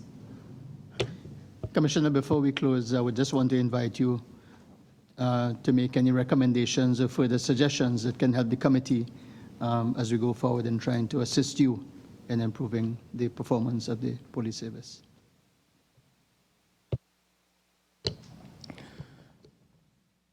Well, at this time, from an internal audit perspective, I do not have specific recommendations to the committee which can assist. Many of the issues for us to sort out are generally under the authority of the Commissioner. Issues of employment under the authority of the Commissioner, and the other areas of hire, the revisiting of the structure. So at this point in time, I would say I do not have any specific recommendation for the committee to improve. What are the things I can give is the assurance that the police service will be proceeding in an organized way to consistently improve our internal audit function. Because one thing I learned, and maybe it has to do with the field I'm in, being in the area of law in all its capacity, one as an attorney and two as a police officer. Accounting officer role with the laws of Trinidad and Tobago, you could end up in jail. So I will be doing everything possible for the internal audit function to complement my supervision of the things around government funds. Commissioner, on behalf of the members of the committee, I would like to thank you and your team, Mr. Bossier and Mrs. Hart. I know you would have a very busy schedule. And again, thank you for taking the time to make those submissions to us. Your team is now excused. Mr. Chair, before we go, I would just like to wish all the ladies here a very happy Women's Day. I would want to join with Mr. Bossier.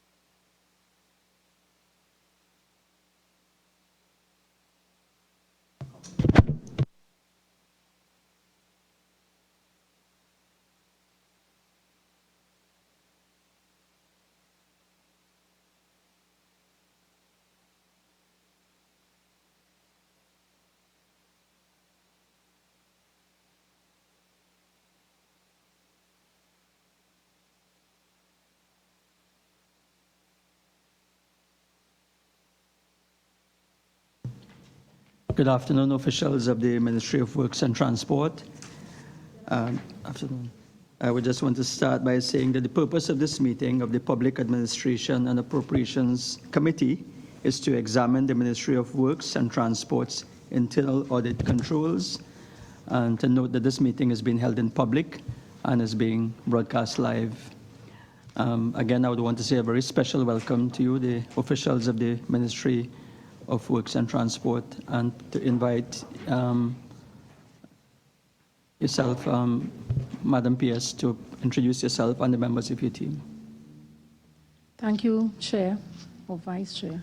I'm Dahanmati Ramdat, Acting Permanent Secretary for the Ministry of Works and Transport, and I will allow my colleagues to introduce themselves. Marissa Chatagoon, Auditor 3. Sonia Francis Yearwood, Chief Planning Officer.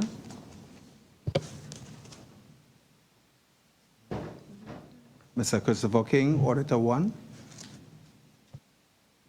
Ms. Diane Shim, Director of Finance and Accounts. Clive Clark, ICT Director. Karen Yearwood, Facilities Manager. Thank you very much, and again, welcome. Okay. Sorry. Rabindranath Jogi, Director of Mechanical Services. My apologies. I will just allow the members of the committee to now introduce themselves, starting from extreme right. Good afternoon, Alison Bash, member. Good afternoon, Nicole Olivier, member.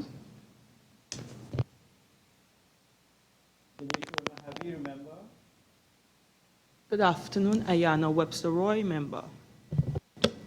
Good afternoon, Clarence Rambarat, member. I am Lakram Bodo, Vice Chair of this committee.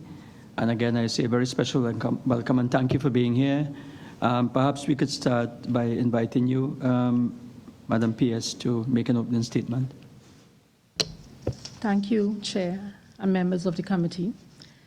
The Ministry of Works and Transport is a large sector ministry made up of a number of statutory authorities and state enterprises and administrative and technical divisions. The Trinidad and Tobago Gazette dated September 23, 2015 listed the assignments of responsibilities for the ministry as coastal erosion, drainage, bridges, civil aviation, construction, mechanical services, roads and highways, traffic management, air services agreement, harbors maintenance, maritime services, motor vehicle registration, heritage building maintenance, national transportation, ports, including airports, public transport, shipping, unemployment relief program. The wholly owned enterprises include NIDCO and VEMCOT. The majority-owned enterprises include the National Helicopter Services Limited and PLIPDECO. Statutory boards under its purview include the Airports Authority of Trinidad and Tobago, Pilotage Authority, Port Authority, PTSC, the Transport Board, and the Trinidad and Tobago Civil Aviation. In this regard, and in keeping with the tenets of the Exchequer and Audit Act and the financial regulations, the ministry strives to ensure the necessary systems for inventory control are adhered to and that a robust internal audit process is followed. Additionally, the ministry is subject to regular checks by the Auditor General's Department, the report of which the ministry implements to its fullest capability. The ministry's internal audit unit comprises 24 persons. They are 19 auditors, 2 clerks, and 3 administrative personnel. It is headed by an Auditor 3 and reports directly to the Permanent Secretary. Reports of the Internal Audit Unit is utilized by the Permanent Secretary to strengthen the internal controls within the personnel of the ministry. The ministry stands ready today to answer questions of the Public Administration and Appropriations Committee, as we view this as a vital check and balance of the ministry, and by extension, the public service. Thank you. Thank you very much, Madam Chair. I'll invite Member Mahabir to lead us the discussion.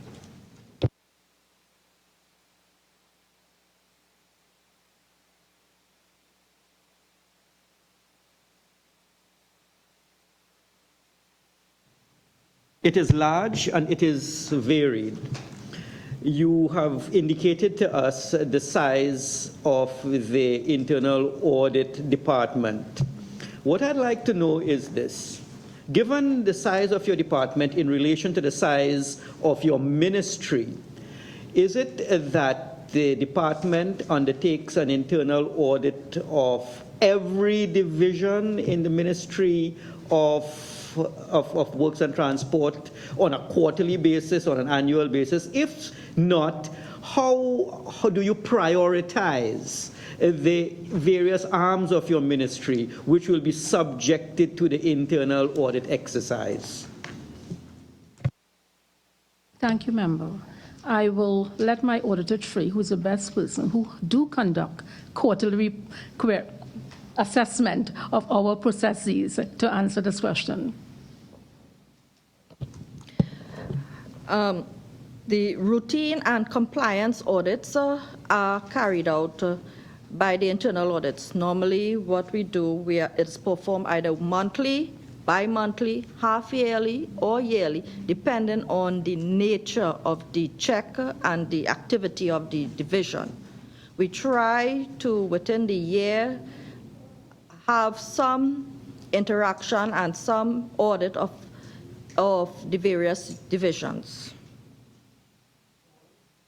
Divisions, or do you select the divisions? As much as possible within the time frame that we have and given the resources that we have at the unit at the time. Okay, but have you been able to undertake an audit of every single division in every single year, say, over the past 5 years?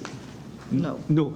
And since no is the answer, how do you prioritize? What are the factors which would influence which divisions will be audited and which will not be?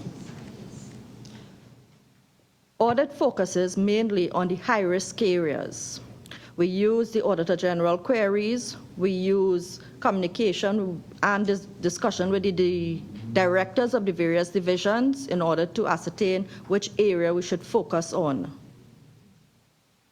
One more question, Mr. Chair. And in the audit exercise, say, of 2016, what were some of the important findings that you identified in your capacity as an internal auditor, which were then transmitted to the Chief Accounting Officer so that corrective actions could have been undertaken within your ministry? There were numerous recommendations that were made.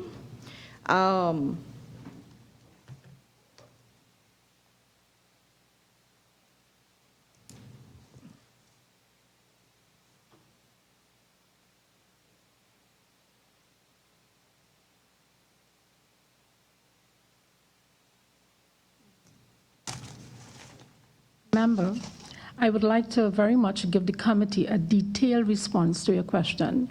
And with your permission, Chair, I would like to send that in writing.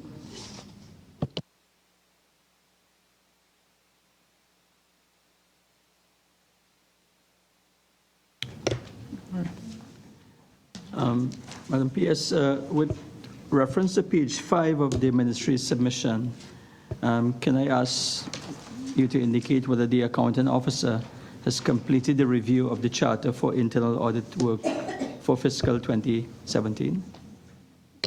Okay.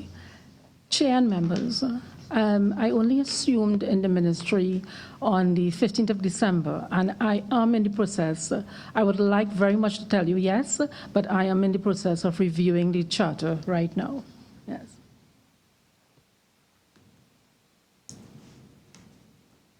Could I,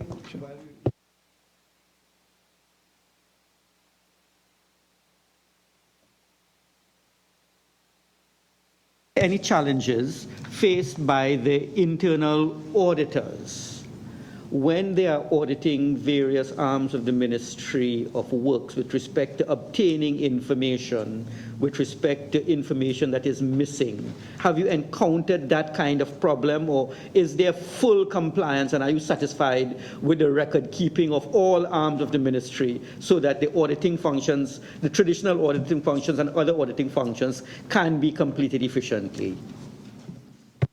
It is the general policy of the ministry that all documentations, records, information that is requested by internal auditors are provided. We have not encountered a problem with obtaining the information. If the registers or the documentation is lacking and we request it, We will receive it if we recommend that corrective action be taken. Follow-up is then taken to ensure that it is done. Member Olivier. Thank you. I'd like to direct a question to the Auditor Tree. Well, first of all, a comment. I would certainly like to compliment the ministry because with your submission, I noticed that you included a risk register. And I think that certainly shows that your internal audit department is certainly, at the very least, aware of the suite of activities that an internal audit department should do. And you did indicate in an earlier response that on a regular basis, you do your compliance and operational audits. What I would like to ask you is, in terms of your reporting relationship, the fact that you report to the permanent secretary, do you see any challenges then or any conflicts that could arise out of that particular reporting relationship which exists throughout the public service? Thus far, we have not encountered any problems with the permanent secretary. Her directives are clear, and we have various discussions, and wherever we have issues, we deal with it, and she addresses it. I wasn't speaking specifically about the individual in the position, but I'm talking about the reporting relationship of the internal We have auditor not had a problem with that. to the PS. Okay, now in terms of the implementation of your recommendations, what percentage of your recommendations have been implemented, and do you normally get a very speedy response then with the organization, with the ministry implementing your recommendations? I can't give you a percentage, but most of our recommendations are acted upon. But what we also try to do in internal audit is do an informal follow-up of queries, minor issues or minor concerns, where we deal with them within the unit itself. Or if not, if it cannot work that way, then we address it or we send it to permanent secretary for her attention and action, and her action has taken. Well, I'm certainly pleased to see that although you have limited, well, although in your opinion the size of the unit can be beefed up, you seem to be getting adequate response, and I'd certainly like to compliment the ministry on their response to internal audit. Member Rambarat. Thank you. Did you say that the audits are focused on high-risk areas? Mainly high-risk areas. We have to prioritize because of the limited resources. The issue of contractors performing work without a written contract, is that an area that that has been subject to recent audit? Member, if you permit me, I would like to respond to this.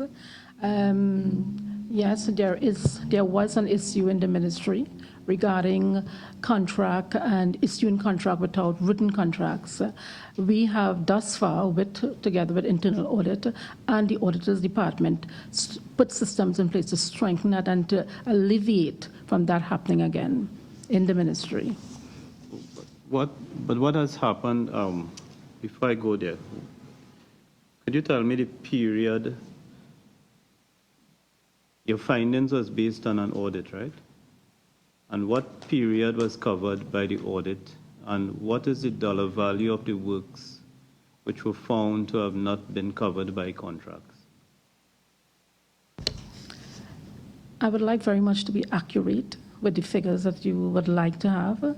And if you permit me, and Chair, if you give me your permission, I would like to send that in writing to you. Yeah? But just, is it possible, from your recollection, I appreciate the need for accuracy, but are we dealing here with a $100 million problem, a $50 million problem?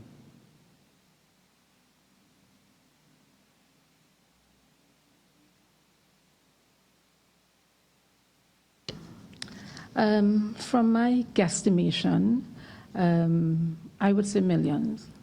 Millions. Mm-hmm. So specifically, what action has been taken to prevent this from taking place?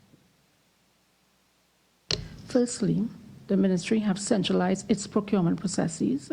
It has established a procurement unit with specific processes to be followed when procuring contractors, issuing a contract, and awarding a contract.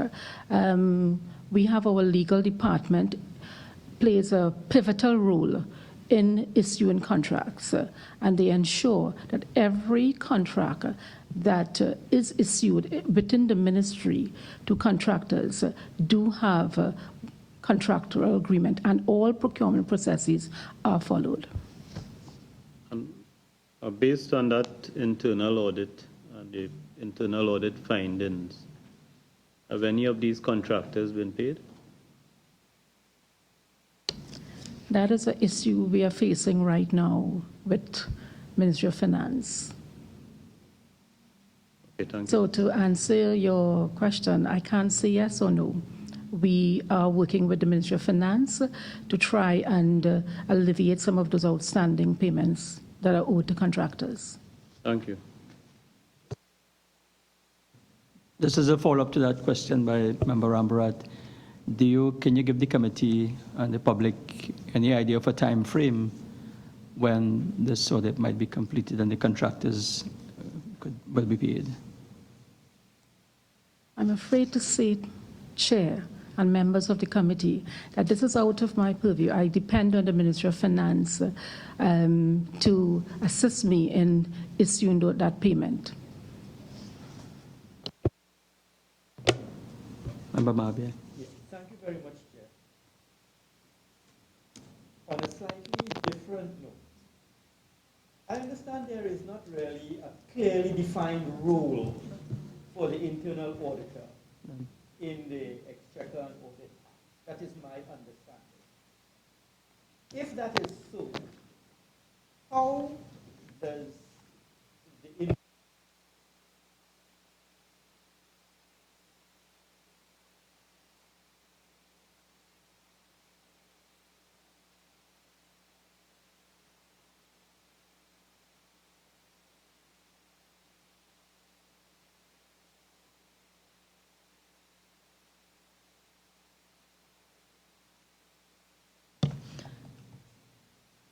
Internal Audit receives its instructions and guidance from the Permanent Secretary.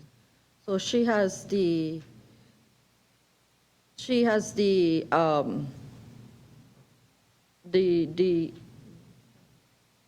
authority to discharge and to tell us exactly what it is that she requires of internal auditor.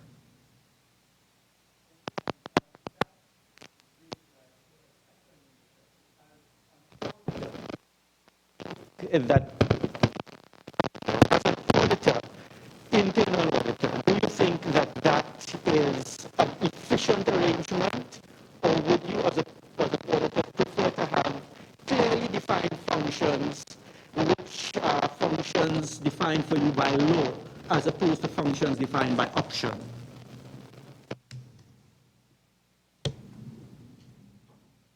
Whilst we have not had any issues or problems with reporting to the Permanent Secretary, it is advisable, we are advised that having an audit committee may be the best possible solution. But thus far, you have not had any problems with respect to the prioritizing of the work or any conflicts of interest which may have arisen in the discharge of your functions? No. Very well. Thank you very much. Chair and members, let me add to the comments made by the Auditor Tree.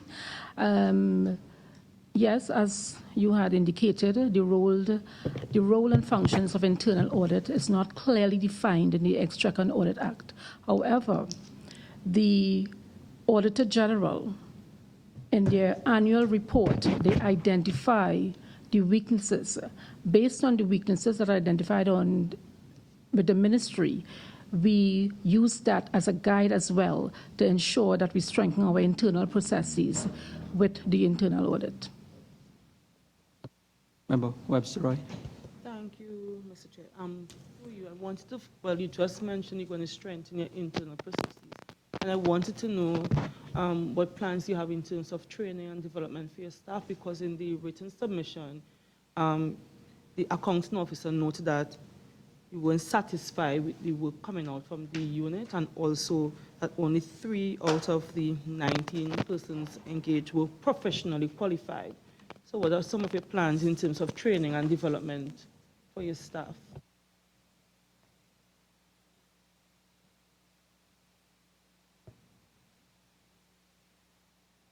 All right. Yes, I am dissatisfied, and we did include in our training plan, in the ministry's training plan, a rigid training program for the internal auditors.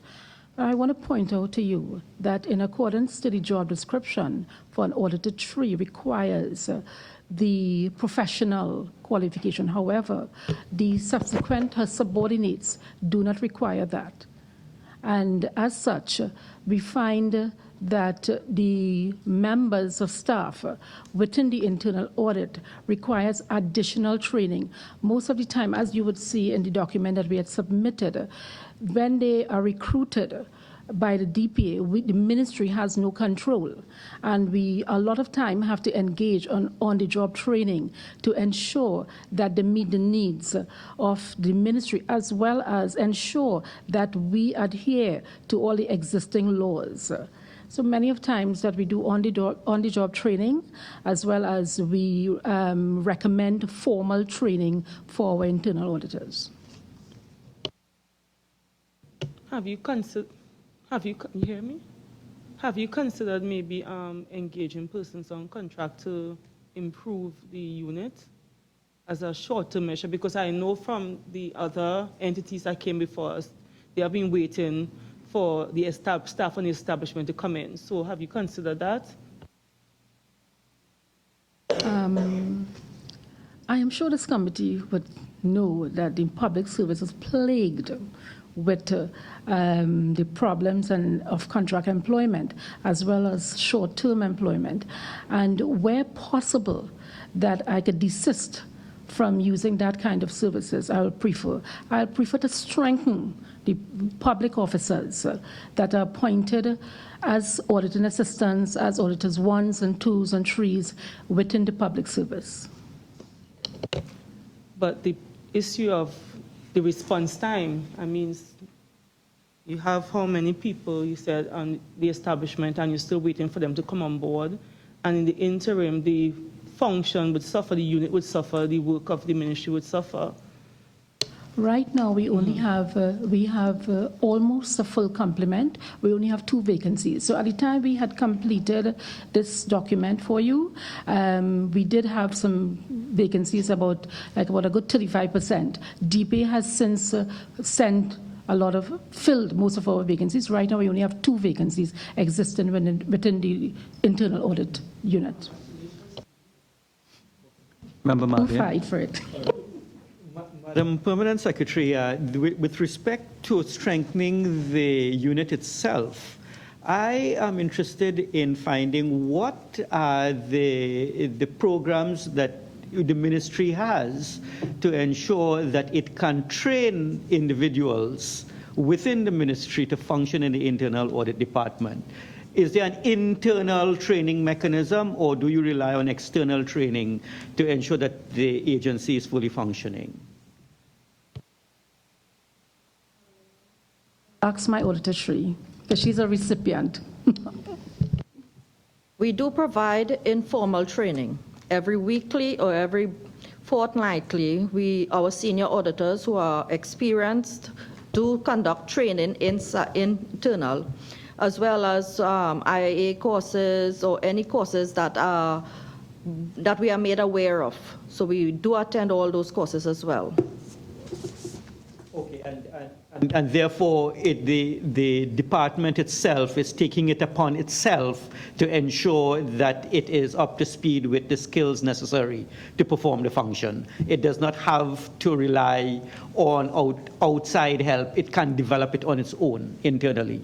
While it meets some of the requirements, external training is also important.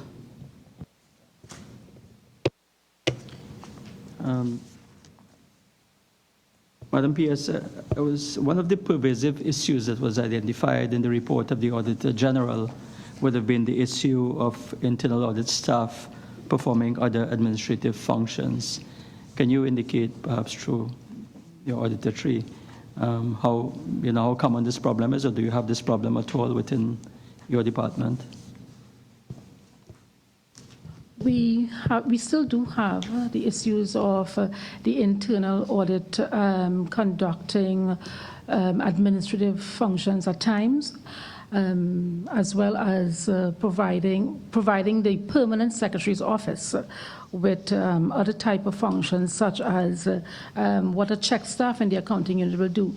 I must explain to you the office of being accounting officer and signing off on a lot of payment vouchers.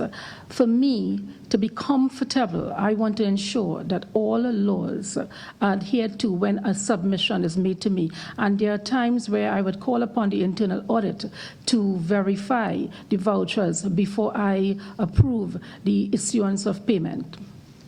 Thank you. I just wanted to also ask another question with relation to when the ministries were separated and thereafter merged, and to ask, how did the internal audit function in those circumstances, and perhaps we can get an answer on that question. Right. Actually, that was the period that they had to perform most of the other functions. It was a challenge. Having the ministry merged again in 2015, it was a challenge, and we are now overcoming those challenges in having the ministry. So many of times, the internal audit unit was called upon to check and verify the processes, and because when it's aligned, it has been separated, it's aligned. We have to ensure that, like records management, inventory, all these things are in place when ministries align, because many of times you find assets have been lost. So there are many times we did call upon the internal auditor to conduct these kind of balance and checks for the Office of the Permanent Secretary. Member Ambarat. Acting PS, let me just ask you before I ask the question, because you referred to when the ministries were split. So you have been with this ministry for some time? Oh, no. I was only with the ministry, as I said to you. I joined the ministry at the end of 2015, and I entered the office of the PS only on December 2016. Well, I'll ask you the questions and you could redirect it, but looking at the risk profile, most of the ministries categorized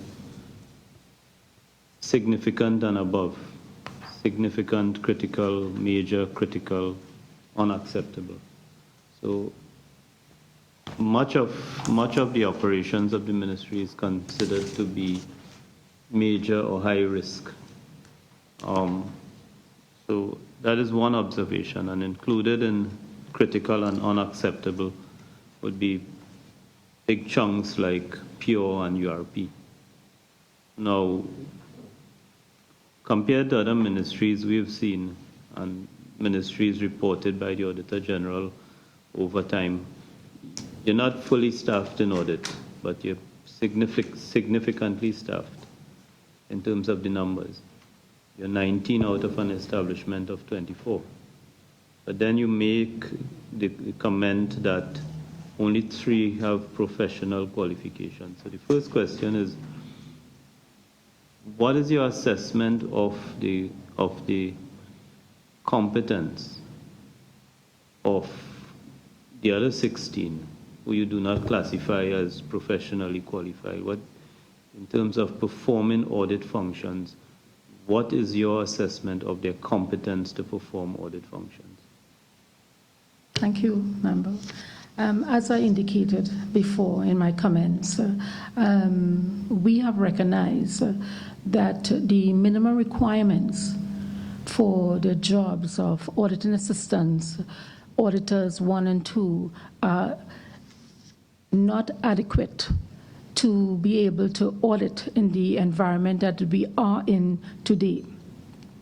As a result, that is why we have to engage and spend a lot of monies on trying to train these officers. So to answer you, the requirements for the job are incompetent, are not competent enough to manage the auditing function within today's organization in the public sector. But I don't want to get you in trouble with anybody, but the question really points to the competence of the 16 in total, their ability to perform the audits that are required. Would you say, because you used the word dissatisfied before, are you satisfied with the competence? No, I'm not satisfied with the competence, and that's why I said we do engage in a lot of on-the-job training to ensure that their competence is improved. Which leads me to the other question of, in this ministry, I would expect that there'd be audits out in the field. For example, you know, the public, the taxpayers, and the public, there's always some concern about materials, for example. Materials being contracted for, whether the materials are delivered in the quantity and in the quality contracted for. In my own experience, there's always an issue with the size of the gravel, for example, quality of material in terms of construction projects, road paving, for example, thickness of the asphalt supply versus thickness of the asphalt contracted for, length of roadway, and those things which are specific to construction projects. But when I look at your corporate risk profile, again, much of the work of the ministry are classified as risky. And my question is whether these audits are performed out in the field, whether you are satisfied that as the accounting officer, the taxpayers are getting value for money.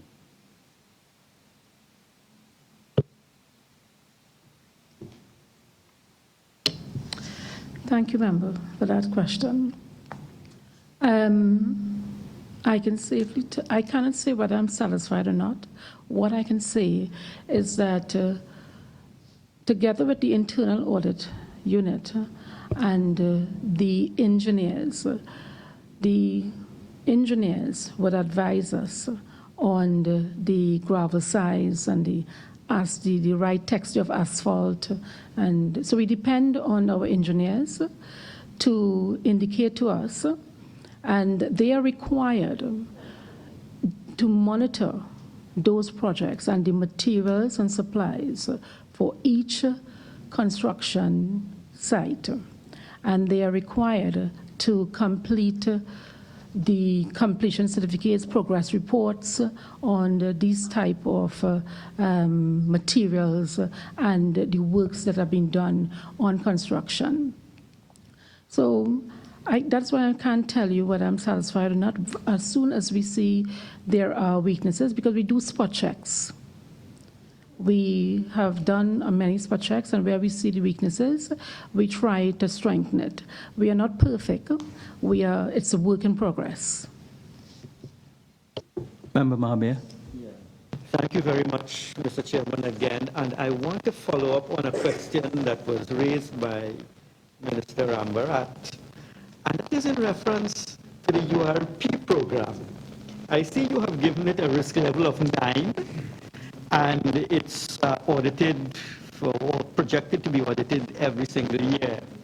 With respect to this program, which has always had some issues, at least in the public domain, with respect to things like ghost gangs and so on, when you have audited, what have you found largely with respect to the administration of this URP program with a high risk level of 9?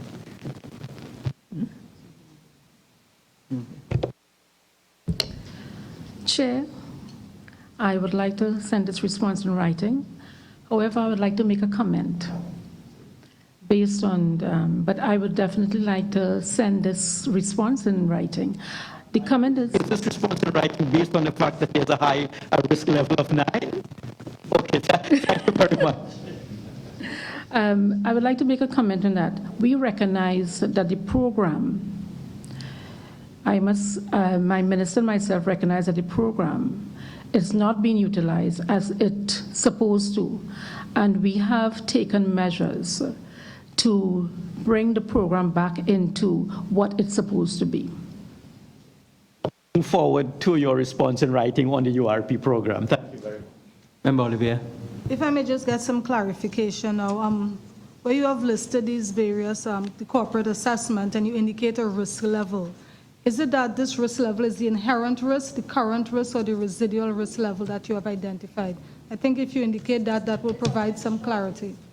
It's inherent mainly, but it also contains a mixture of the others.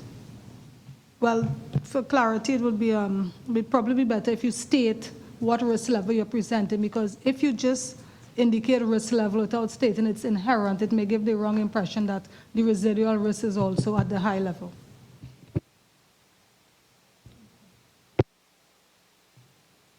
Before we close, Madam PS, I would just want to invite you as to whether you may have any recommendations or suggestions to this committee to take us forward as we prepare a report. Thank you, Chair and members. I must thank each one of you because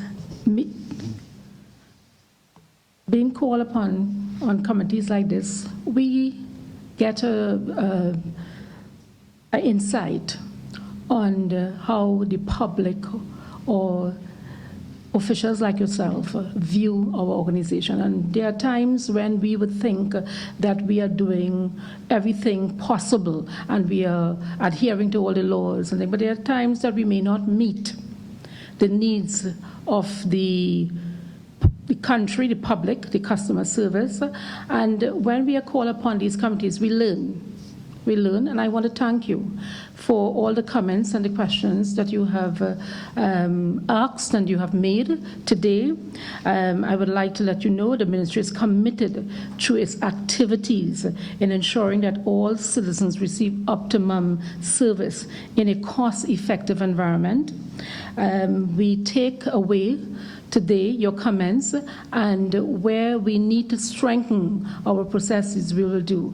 So in closing, I want to thank you, the committee, for calling us today.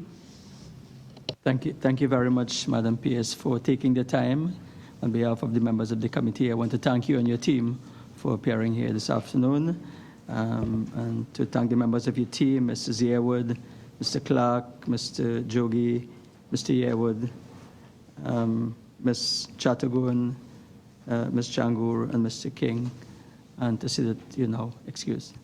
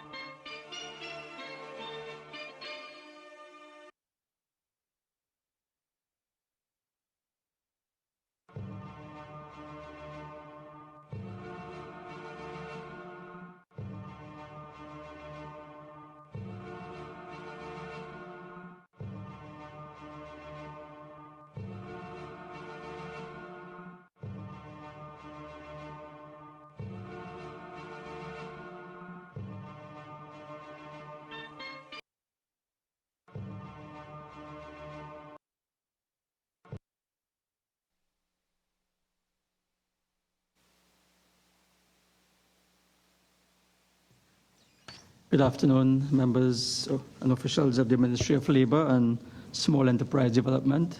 Welcome, thank you for being here. I would just like to state that the purpose of this meeting of the Public Administration and Appropriations Committee is to examine the Ministry of Labour and Small Enterprise Development's internal audit controls, and to say that this meeting is being held in public and is being broadcast live. Can I just invite the PS to introduce himself and the members of the team?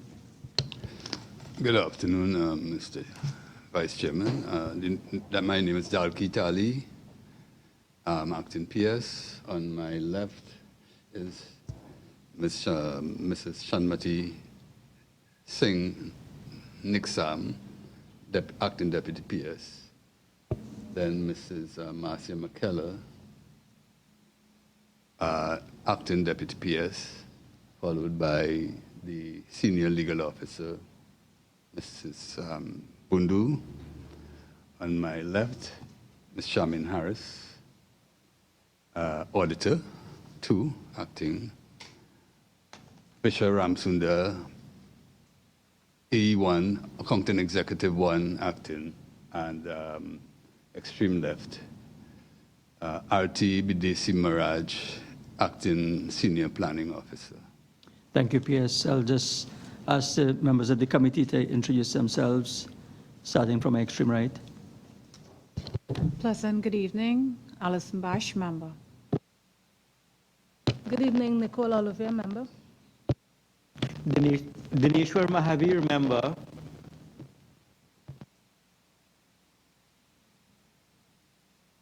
Clarence Rambarat, member. I'm Lakram Bodo, Vice Chairman of the committee. Again, I thank you and say a very special welcome. And PS, can I invite you, give you the opportunity to perhaps make a few opening remarks, if you so wish.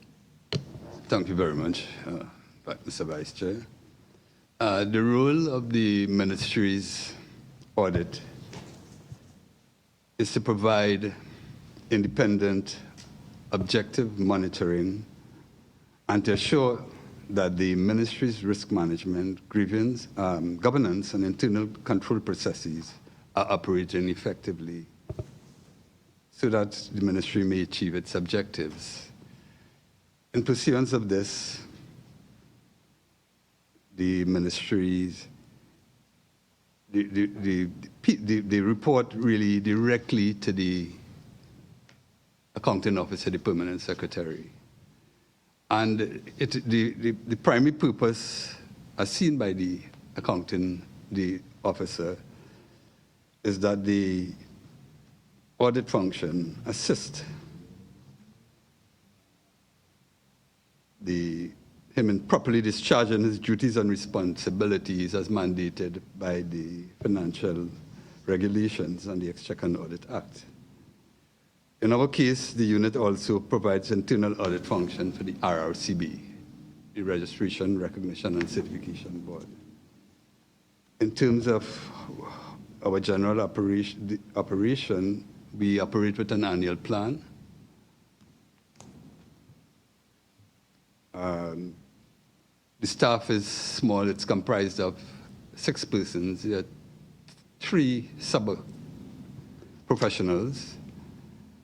There are no professional auditors. So they would be clerical people who would have had some years of experience.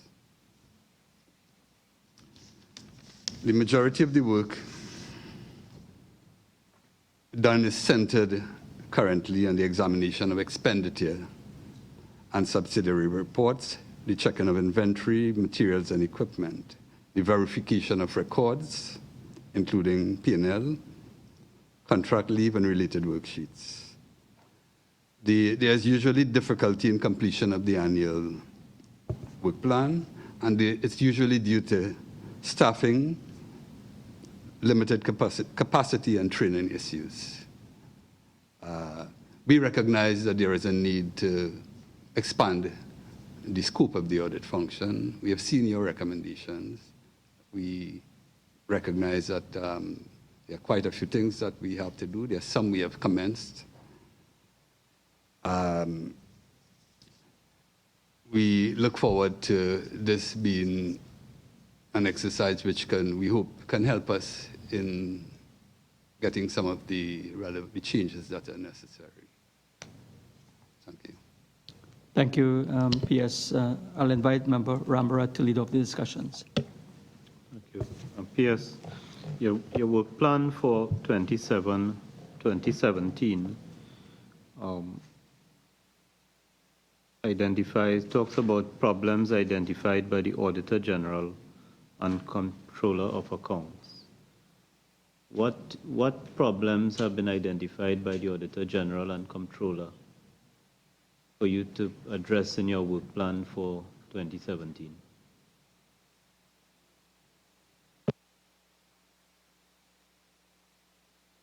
Good day. The problems were some of the items on the plan was not able to be completed because of the shortage of staff, and that was one of the recommendations of the Auditor General, increasing staff. Was that the only problem identified by the Auditor General or the Comptroller?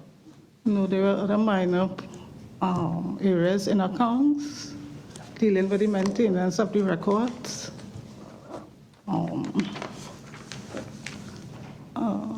and other breaches along that line.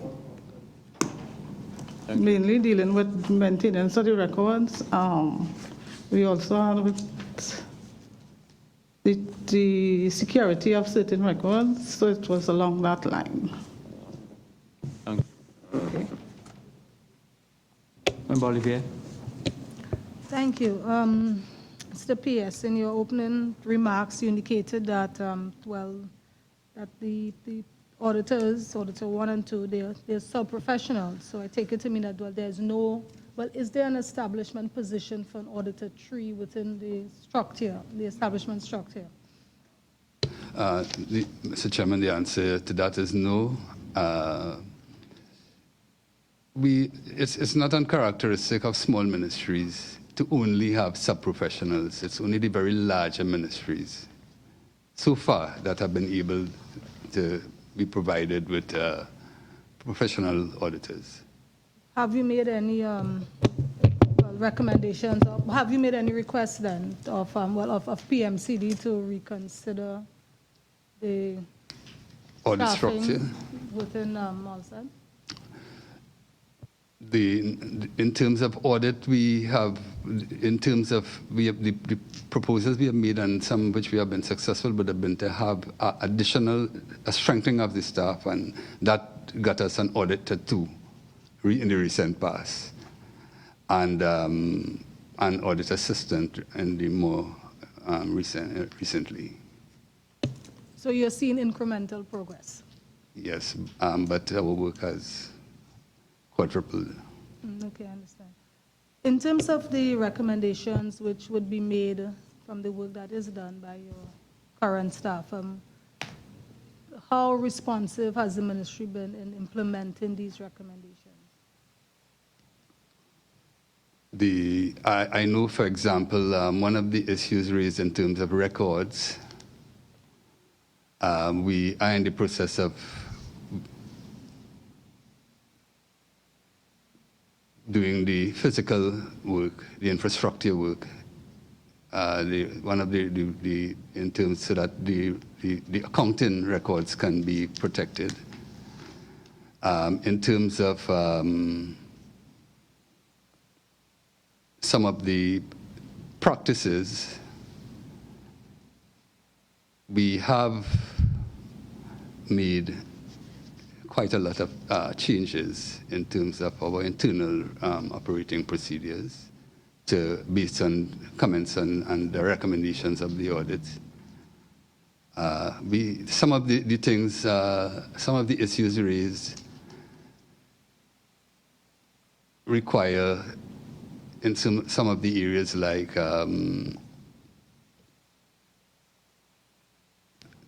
the very more technical areas require a lot more approvals from other external state agencies like PMCD and those. We be in the process of, we have made some representations on some, and we have been having some reasonably positive feedbacks. But the process takes a little while. Okay. Have you put in your training plan any type of training or exposure to training for your auditing assistants and your auditors? In terms of training, we got $50,000 times a dollar, $50,000 for training. And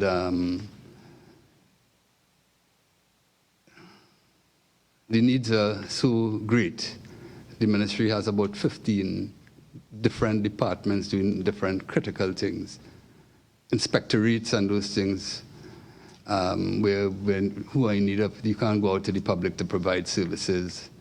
We simply don't have some of the money. We depend largely on the central government training. And I think they've run some people have attended some basic programs. But in terms of some of those things for like that will allow you to widen your scope, you need to build capacity. That's another issue. So that it would be supplemental programs that would allow at the lower level activities to be carried out that we can get training on. Training voters, these days, we know that there's a major problem with funding. Would you permit me to direct a question to Ms. Harris? In the conduct of your work, do you face challenges with access to the information that you require? No, I do not face any challenges. All records are open for the audit to examine. Now, in terms of, in your written response, you indicated that queries forwarded to the accounting unit and the human resource unit took very long to be addressed. Is that still the case? And perhaps the permanent secretary could indicate if this is an issue that he is looking at amending? Yes, in some instances that is still the case because we still have queries outstanding from 2014 and 2015. Mr. Permanent Secretary, would you like to comment on that?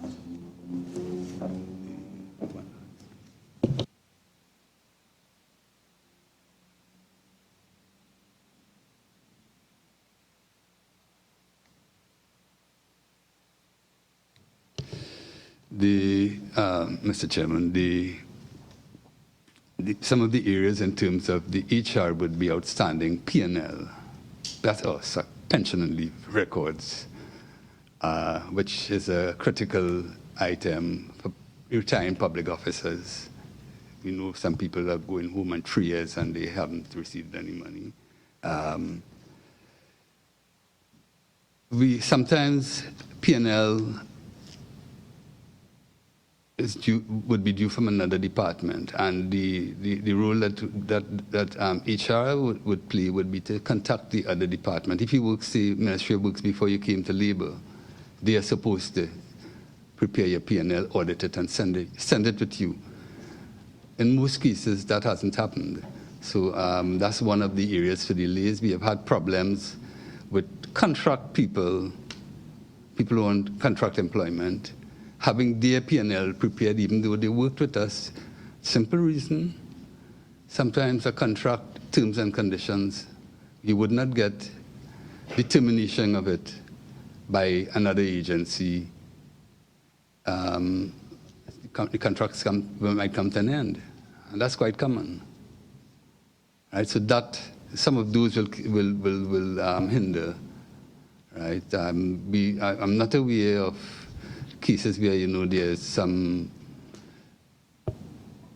negligence on the part of an employee in terms of preparation. Usually it would be either another department or terms and conditions have not been prepared by the CPO or determined, and the Treasury, Comptroller of Accounts, will not accept unless you have a sign-off on that side. of the pension and leave for retiring officers. I know there are a number of retired public servants who are complaining about the long delay. Now, are you in any way making any attempt to prioritize bringing that data, bringing those records up to some state of currency, given its significant importance? Yes, in fact, in fact, the ministry has implemented a program where we started from persons who are 50, we've reached from 59, going back, because normal compulsory retirement age is 60, and we have reached at the point where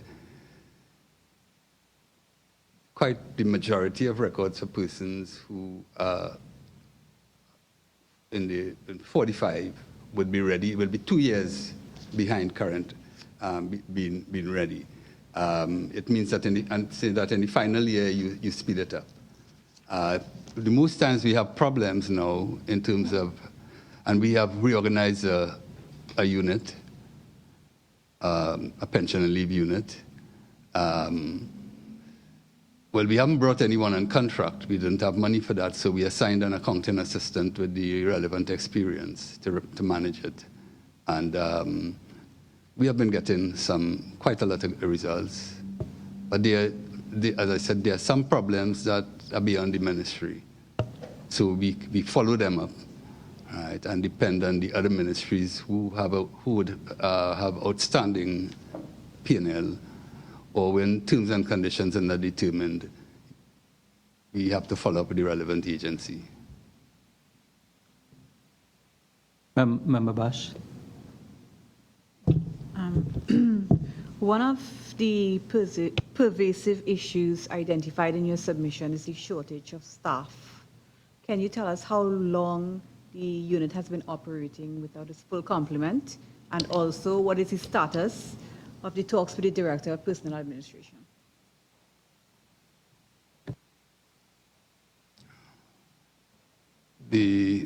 Currently, the head of department is someone who's acting.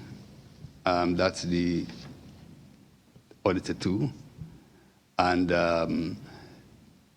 we've asked for that position to be filled. There's a body in it, but the thing with the public, and okay, let me answer your question directly first. And the other position that is vacant is an audit assistant that has a specific schedule, and that has never been filled for the last 4 years. 2014, sorry. There are problems in some of the agencies, and that unit is an example of some of the major technical areas. We have serious problems. Member Mahabir. Thank you very much, Mr. Chair. Mr. Permanent Secretary, you indicated that yours is a relatively small ministry in relation, I'd imagine, to other large ones like Finance and Works. But regardless of the size of your ministry, you remain the accounting officer who must comply with the laws of the Republic of Trinidad and Tobago.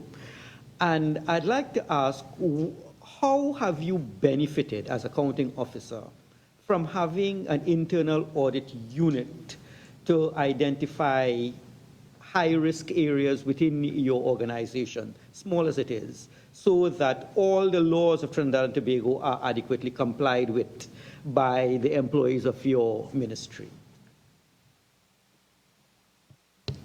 Mr. Chairman, the Vice Chairman, the audit unit, as I've indicated, the emphasis based on our manpower, the capacity has been mainly on dealing with financial records and some of the regulatory issues, right? Mainly expenditure and some of those other things which were identified. If there are breaches in terms of payments, in terms of some of the procedures not being followed in that particular regard, they would bring it to the PS's attention, the audit unit, and they would make specific recommendations. So it helps the PS to be able to better carry out its duties in terms of ensuring that those breaches are corrected and that practices that are not consistent with the relevant regulations or procedures that they are followed, right? And that helps you to at least get your job done. Have you had a problem, say, in your ministry with respect to payments being made without the appropriate supporting contract documentations and so on? Have you had that kind of a problem and that would have been picked up early by the Internal Audit Department? I can't say that in my experience that has happened. And I'm acting for someone. But any other problems that you have been able to identify? Because you see, my position is that regardless of the size of a ministry, there are always going to be risks inherent to the activities with respect to payments, procurement, systems, procedures, processes. And I'm just trying to get an indication of the types of risks which are inherent in your ministry, which requires a strong internal audit department for early detection. Well, we have had, as I have indicated before, issues in terms of like records management and things. We have put measures in place. Sometimes, but in terms of the past, I know that we have had people charged both by the police and disciplinary action resulting in terminations based on work brought on by the audit, but that's few and far between, really.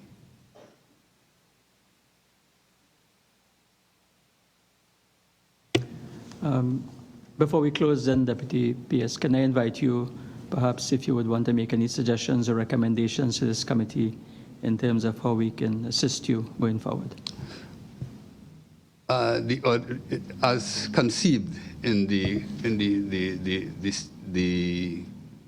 whole arrangements in the public service, the audit function would work well with monitoring and evaluation, and that's something that we are waiting some approvals on. But it also needs to be operating in a situation where PSs are given responsibility to oversee agencies and ensure that they adhere to things like the certain guidelines. And there are two sisters that we would like to see, not only responsibility, but that other sister, authority, to enforce that responsibility. And that calls for taking a whole look at the superstructure. But in short, in addition to that, there's a need to determine certain other critical needs that will work well. M&E is a very critical need. And I would urge that in looking at your deliberations, I know the audit is your concentration at this time, but I've read your report. My team has read your report. We support your initiative wholeheartedly. We recognize that it is in the national interest. And we would like to see at least some concrete recommendations so that some changes to policy and some of the support that our ministries need so that we can achieve the objectives of the government and people of Trinidad and Tobago. Thank you very much. PS, on behalf of the members of this committee, I would want to thank you and your team for taking the time and making the effort to sit with us this evening. I would want to thank your two Deputy Permanent Secretaries, Ms. McKellar and Ms. Ningsang, Ms. Harris, Ms. Bundu, Ms. Ramsunda and Ms. Bidesi. And again, to thank you very much for appearing before us this evening, and to say that the officials are now excused.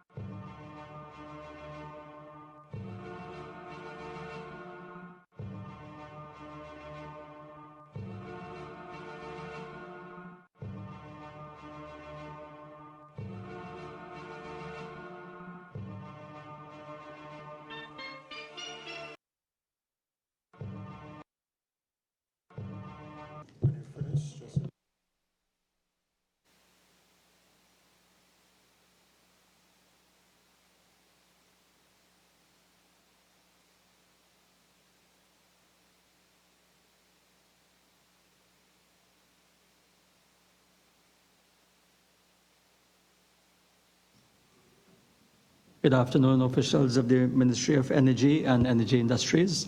I want to say a very special welcome to you, and to indicate that the purpose of this meeting of the Public Administration and Appropriations Committee is to examine the Ministry of Energy and Energy Industries' internal audit controls, and to note that this meeting is being held in public and is being broadcast live.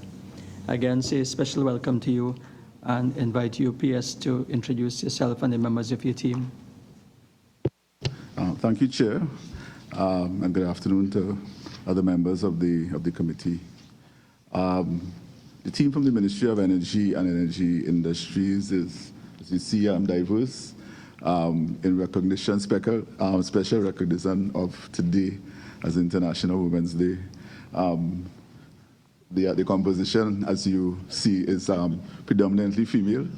It's, of course, a typical reflection of the public service in general in terms of the contribution that women continue to make to the public service and indeed to all spheres of national life.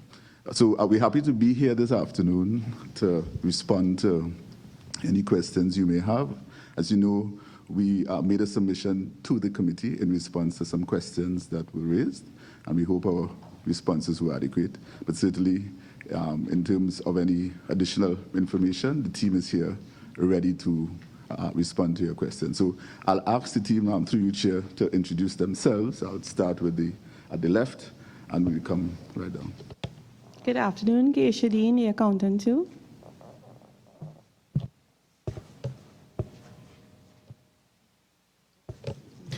Good afternoon, Richard Jeremy, Chief Technical Officer. Good afternoon, Manawati Singh, Senior Human Resource Officer. Good afternoon, Lynn Marie James, Auditor 2. Good afternoon, Aziza Baksh Bakridi, Senior Chemical Engineer. Good afternoon. Penelope Bradshaw-Niles, Senior Petroleum Engineer. Thank you. And I'll just ask members of the committee to introduce themselves, starting from my extreme right. Good evening, Alison Bash, member. Good afternoon, Nicole Olivier, member. Dineshwar Mahavir, member. Clarence Rambarat, member. And I'm Lakram Bodo, Vice Chairman of this committee, and may I also take the opportunity to wish the female members of your team a happy International Women's Day, and indeed all the women in the room, International Women's Day. I'll invite Member Rambarat to take the lead. Good afternoon, PS. I looked at your work plan for this year. Some time ago, there was an issue with the register for production sharing contracts. The issue was whether or not the register was updated to reflect all the production sharing contracts. And arising out of that was whether we were in fact receiving payments as required under those contracts. And so in your could you tell me whether corrective action has been taken on that issue of the register for production sharing contracts, the state of payments required to be made under those contracts, and the audit of those payments? Thank you. The issue to which you refer, there are two elements to it. One is the petroleum register, which is a register that the ministry is required to keep and maintain under the Petroleum Act. And it's a documentation of both the licenses, the E&P licenses, and the production sharing contracts and other licenses that we have issued under the hand of the minister. Okay, what was determined, I think, arising out of an audit by the Auditor General was that the register was not up to date. In fact, we responded to that in terms of engaging a process to update the register. It's kept and maintained by our legal division, and what they will do is record the licenses and PSCs that have been executed. If there have been any changes in the working interests in by virtue of assignments, etc., in terms of stakeholders, and if there have been any changes in the area to which the license or production sharing contract refers via relinquishments, etc. So that's one aspect. The other aspect to which you refer talks about on an ongoing basis monitoring the production that would arise from the conduct of certain licenses and production sharing contracts and the revenues derived from the production. That is separate and apart from the petroleum register, but it's an area with respect to the production sharing contracts. We have a subunit called the PSC audit team, whose function is specifically to audit the both on an expenditure basis, first of all, and also the revenues with respect to specific production sharing contracts. Now, the situation that obtained at the time that the issue arose was that we were behind, and we still are, in respect of the audits of both expenditure and revenue on certain production sharing contracts. We've been working assiduously to come up to speed. The reasons why we are behind are, one, the staffing in that particular unit is not up to the full complement required at this time to perform the functions, given the number of production sharing contracts that we have in effect at this time. So the unit was established as much as 8 years ago, I think, and the number of PSCs has grown.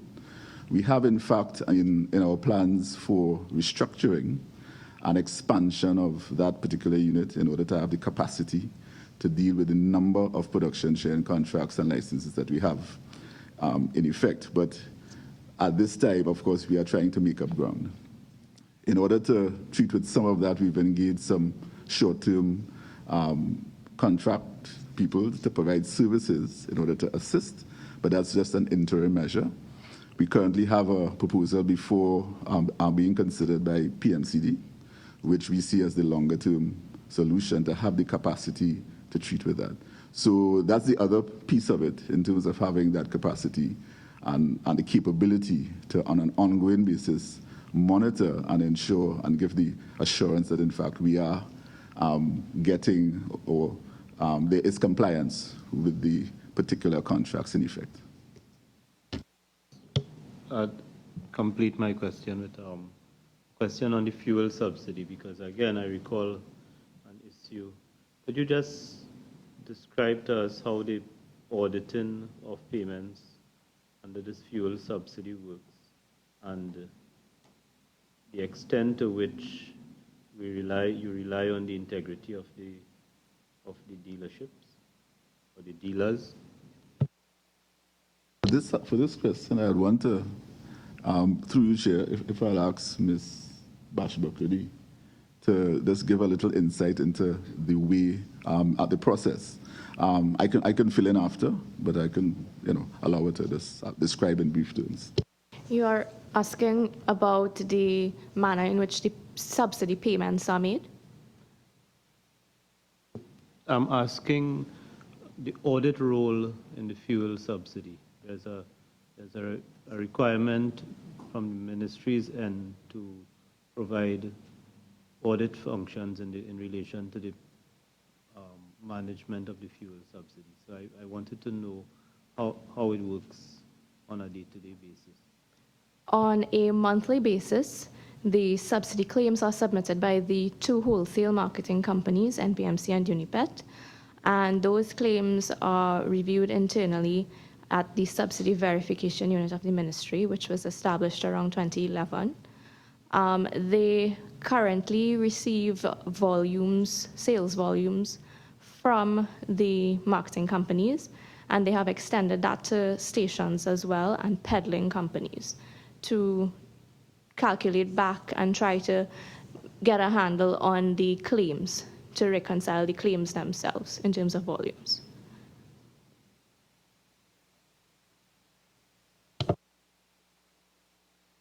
That's sufficient maybe PS, yes. So now maybe you could get to the second part, which is how up to date is it, and have we been able to verify these claims going back? Well, I recall there being a backlog of the claims. I don't think the backlog is it specifically in respect of subsidy claims? That's not my information, but the claims are made, and on a monthly basis, the subsidy payments would be computed and are verified, as Aziza indicated. And in terms of a verification process, I am not aware that we have a significant backlog of claims for verification.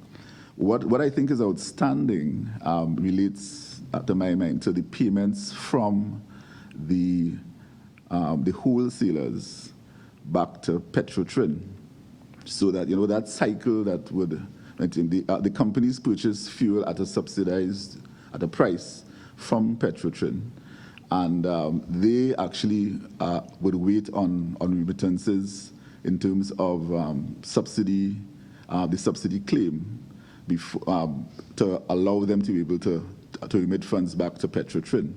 So I'm not sure if that is the delay to which you refer.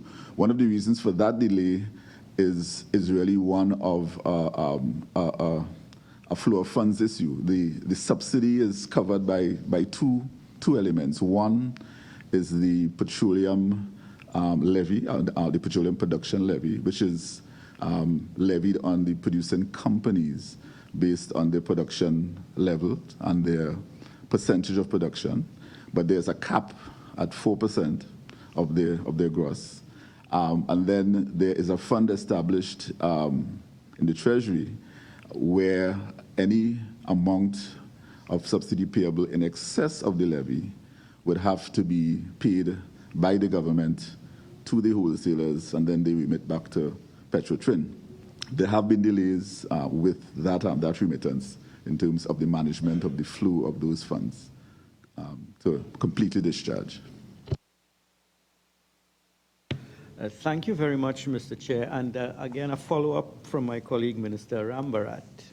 PS, your ministry is one charged with really the responsibility of ensuring that the bulk of foreign exchange in Trinidad and Tobago earned is duly earned. It is critical and pivotal to the entire economy. I am sure there are some areas in your ministry which are considered to be low risk with respect to the potential for non-compliance with the laws of Trinidad and Tobago. And there are other areas in which there could be a higher level of risk associated with non-compliance with the laws. As accounting officer, chief accounting officer, you must comply with all the laws of Trinidad and Tobago. What I'd like to get from you, and for the edification of the public, is what areas of the Ministry of Energy are considered by you as accounting officer to be high risk, which requires the assistance of a strong internal auditing department so that you are able to comply with the laws and the Ministry of Energy is able to discharge its functions with respect to all matters dealing with energy in the public interest. Well, there actually, there's an additional dimension, one of which I'm acutely aware of is the element of the expenditure of public funds. So I take your point about the revenue side, where in terms of the flow of funds coming in from the sector, a percentage of which is in fact rooted in foreign exchange earnings is important. But there's the other side as well, which in terms of the expenditure of public funds, we need to be acutely aware of ensuring that we follow the procedures enshrined in the financial regs. And that is an area that is a high area of priority. Coming back to your area of specific interest, though, with respect to the flow of funds. Now, the bulk of revenues coming in with respect to foreign exchange would come in through the petroleum value chain. On the upstream end, of course, we have the producers of oil and the gas. And then as you go downstream, we have the downstream petrochemical as well as the LNG chain where gas is liquefied and exported. And that is a net back arrangement where in terms of the revenues flowing back to the state, that is based on a look at the returns coming from sales external to Trinidad and Tobago, as reported, coming back in. There are provisions to a limited degree for audit outside of Trinidad and Tobago, but certainly that is one of the areas that I see is an area of risk. We are moving to try to see how we can address that through the whole issue of transfer pricing arrangements, because certainly that is an area of potential leakage where in terms of the reported revenues, if it is that coming back up the value chain, those revenues are not accurately reported, then certainly that's an area of risk. So that's one of the areas. I don't know if you want any other examples. My colleague indicated this issue of production sharing contracts, and it's a subject area that falls within the purview of your ministry. I'd imagine this is very critical for Trinidad and Tobago overall. Is that considered to be a high-risk area that you would want to investigate the procedures and processes on a continuous basis to ensure that you get the absolute best for the Republic in that area? Indeed, yes. And in fact, the flows coming back through value chain, which involve production sharing contracts, because of the fact that we have some very, very specific procedures enshrined in the contracts, and the rule, as I described earlier, of the unit, the PSC audit unit, I have a particular level of assurance and comfort that, in fact, those revenues being reported coming back up through that stream are, in fact, in line with what we are supposed to be getting. Now, that is only part of it, though. The other piece, of course, relates to those operations that will involve companies who have exploration and production licenses, where a lot of the audit function comes under the remit of the Board of Inland Revenue, under taxation audits. What we're moving to do, though, is we are trying to streamline the processes to ensure that all licenses and PSCs come under the same degree of scrutiny within the ministry, notwithstanding the fact that the jurisdiction and the authority may lie with the Board of Inland Revenue. Permit me. The relationship between the Ministry of Energy and the Board of Inland Revenue, is it clearly defined, or is it vague and nebulous? It's clearly defined, and we are reminded by the companies and, of course, the Board of Inland Revenue of that relationship as a taxpayer that they have to honor and recognize. Member Olivier. Thank you. In your written response, you indicated that with regards to compliance with the recommendations of the internal auditor, that there are instances of slow response and compliance with queries and recommendations. What is being done to address this? Perhaps I should, well, I can answer, but I will also defer to my right hand, the internal audit, for her to say her piece. But certainly, it's an area where it comes down to the level of engagement and the role that the organization as a whole views internal audit in the whole process. So in the past, the organization may have taken the view that internal audit is really responsible just to the permanent secretary, and in fact their role is to report on them to the permanent secretary. But that we've moved towards a more progressive approach. In fact, in line with accounting and audit practice globally, where internal audit they try to work hand in hand with the departments when they identify areas for improvement. So the first level of engagement is now with the units, sharing the results of the audit and identifying and working with the unit to identify ways of improvement. Of course, reports are made to the accounting officer, but certainly with that initial interface, there's always this strong desire for units to improve. So that's a positive thing. But let me let internal audit give some more insight into that. Well, PS has given most of the answer to that question.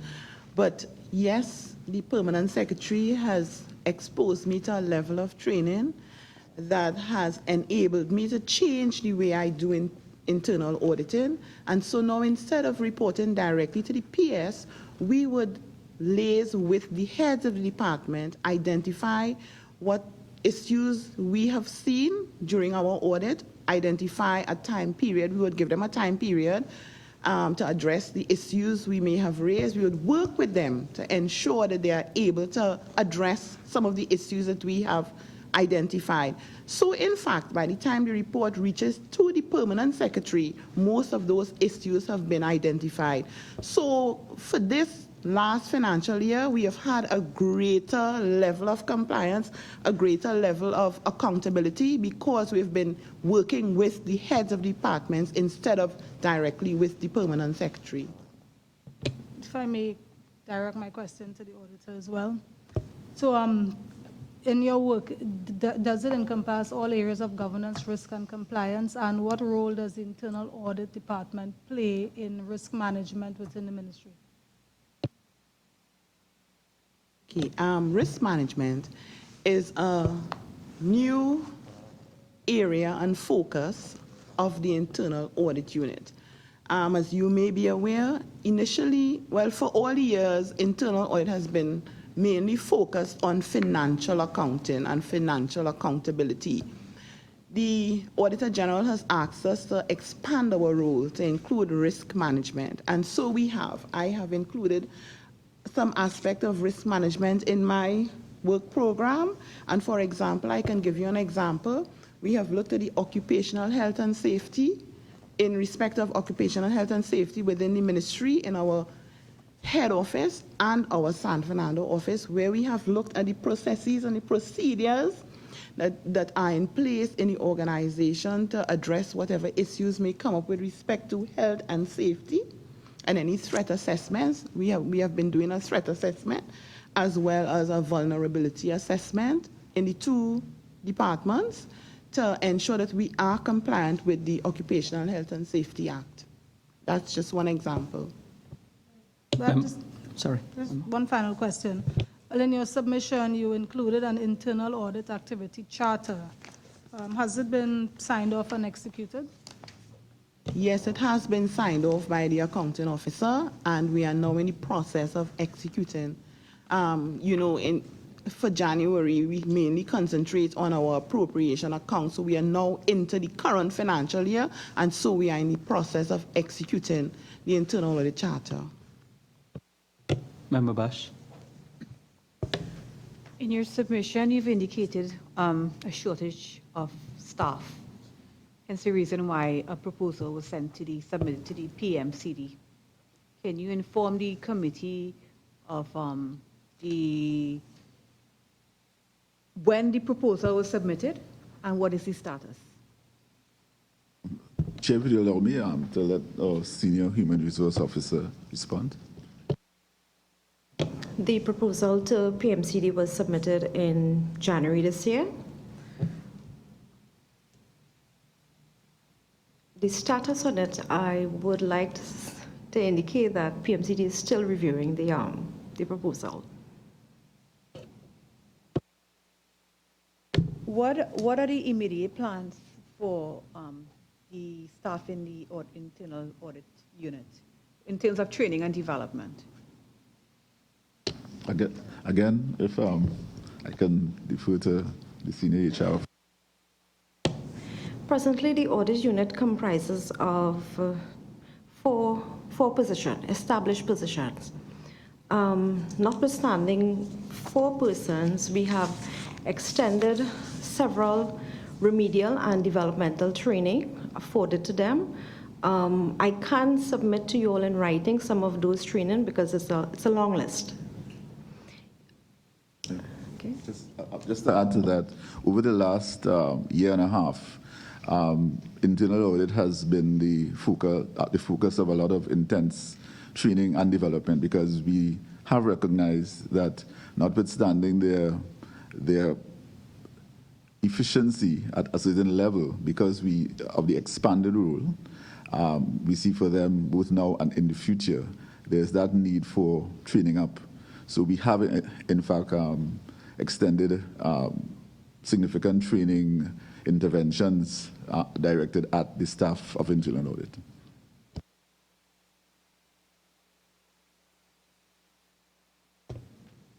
For you, PS, I would want to commend the auditor too, Ms. Lynn Marie James, and what appears to be a very progressive approach to internal audit. And I would want to just inquire as to whether the internal audit manual from the Controller of Accounts would be in your possession. And with regards to that, and you mentioned the issue of looking at risk management as against just pure compliance. The other issue addressed in this manual would have been the issue of the changing environment of internal auditing. And the question I have for you would be, in a situation where the legislative reform may be lagging behind, to what extent have you adopted relevant standards and tools from internationally recognized auditing and accounting bodies in the conduct of your audits? Well, the internal audit in the Ministry of Energy, we have adopted the Institute of Internal Auditors International Standards as our working document. We have adopted that. We've also developed a manual for internal audit in the Ministry of Energy because we have some particular functions that they are only relevant to the Ministry of Energy, for example, in the quarry industry. So I have developed let me call it a charter for internal audit in the Ministry of Energy and Energy Industry, which works in tandem with the Institute of Internal Auditors Standards of Auditing. Thank you. Perhaps you can share that document with us, with this committee. Yes, I can. I'll do so. Thank you. Before we close, PS, can I invite you, perhaps, if you may want to make any further recommendations or suggestions to the committee to take us forward? Chair, just, well, first of all, I want to thank the committee. We always welcome an external eye on what we do. We, of course, are spinning our wheels, working hard, trying to deliver on behalf of the people of Trinidad and Tobago, but certainly having the insights that you bring to bear shared with us, we take them on board, and we take them on board with the highest degree of enthusiasm to move forward. You mentioned the issue of legislative change. It's an area where across the public service there is the need for a step change in the approach. We adopt governance, compliance, risk assessment, all of the elements that go into ensuring that that we perform our function in the most efficient manner and on behalf of the people of Trinidad and Tobago. So certainly, I know at the level of the group of permanent secretaries, it's under active discussion, where across the public service we see areas where we need to ensure that there are standards. One, there's a certain measure of continuity, because one of the things we've been at risk of is the movement of personnel. I mean, it's a public service that's one of the benefits in terms of opportunities to operate in different departments. But with that comes that whole change of environment. What we've been looking at is ensuring that we set an environment where some minimum standards, and these are standards which are, of course, over and above some of what may be dated minimum requirements, but standards then that internal audit units will have to adopt, and in fact, organizations as a whole will have to move to be in compliance with. So I welcome the comment, the input, the feedback. Certainly the team here at the ministry, we are actually now engaged in the process of developing our new strategic plan. So that process involves, of course, a review of how we performed on the previous plan.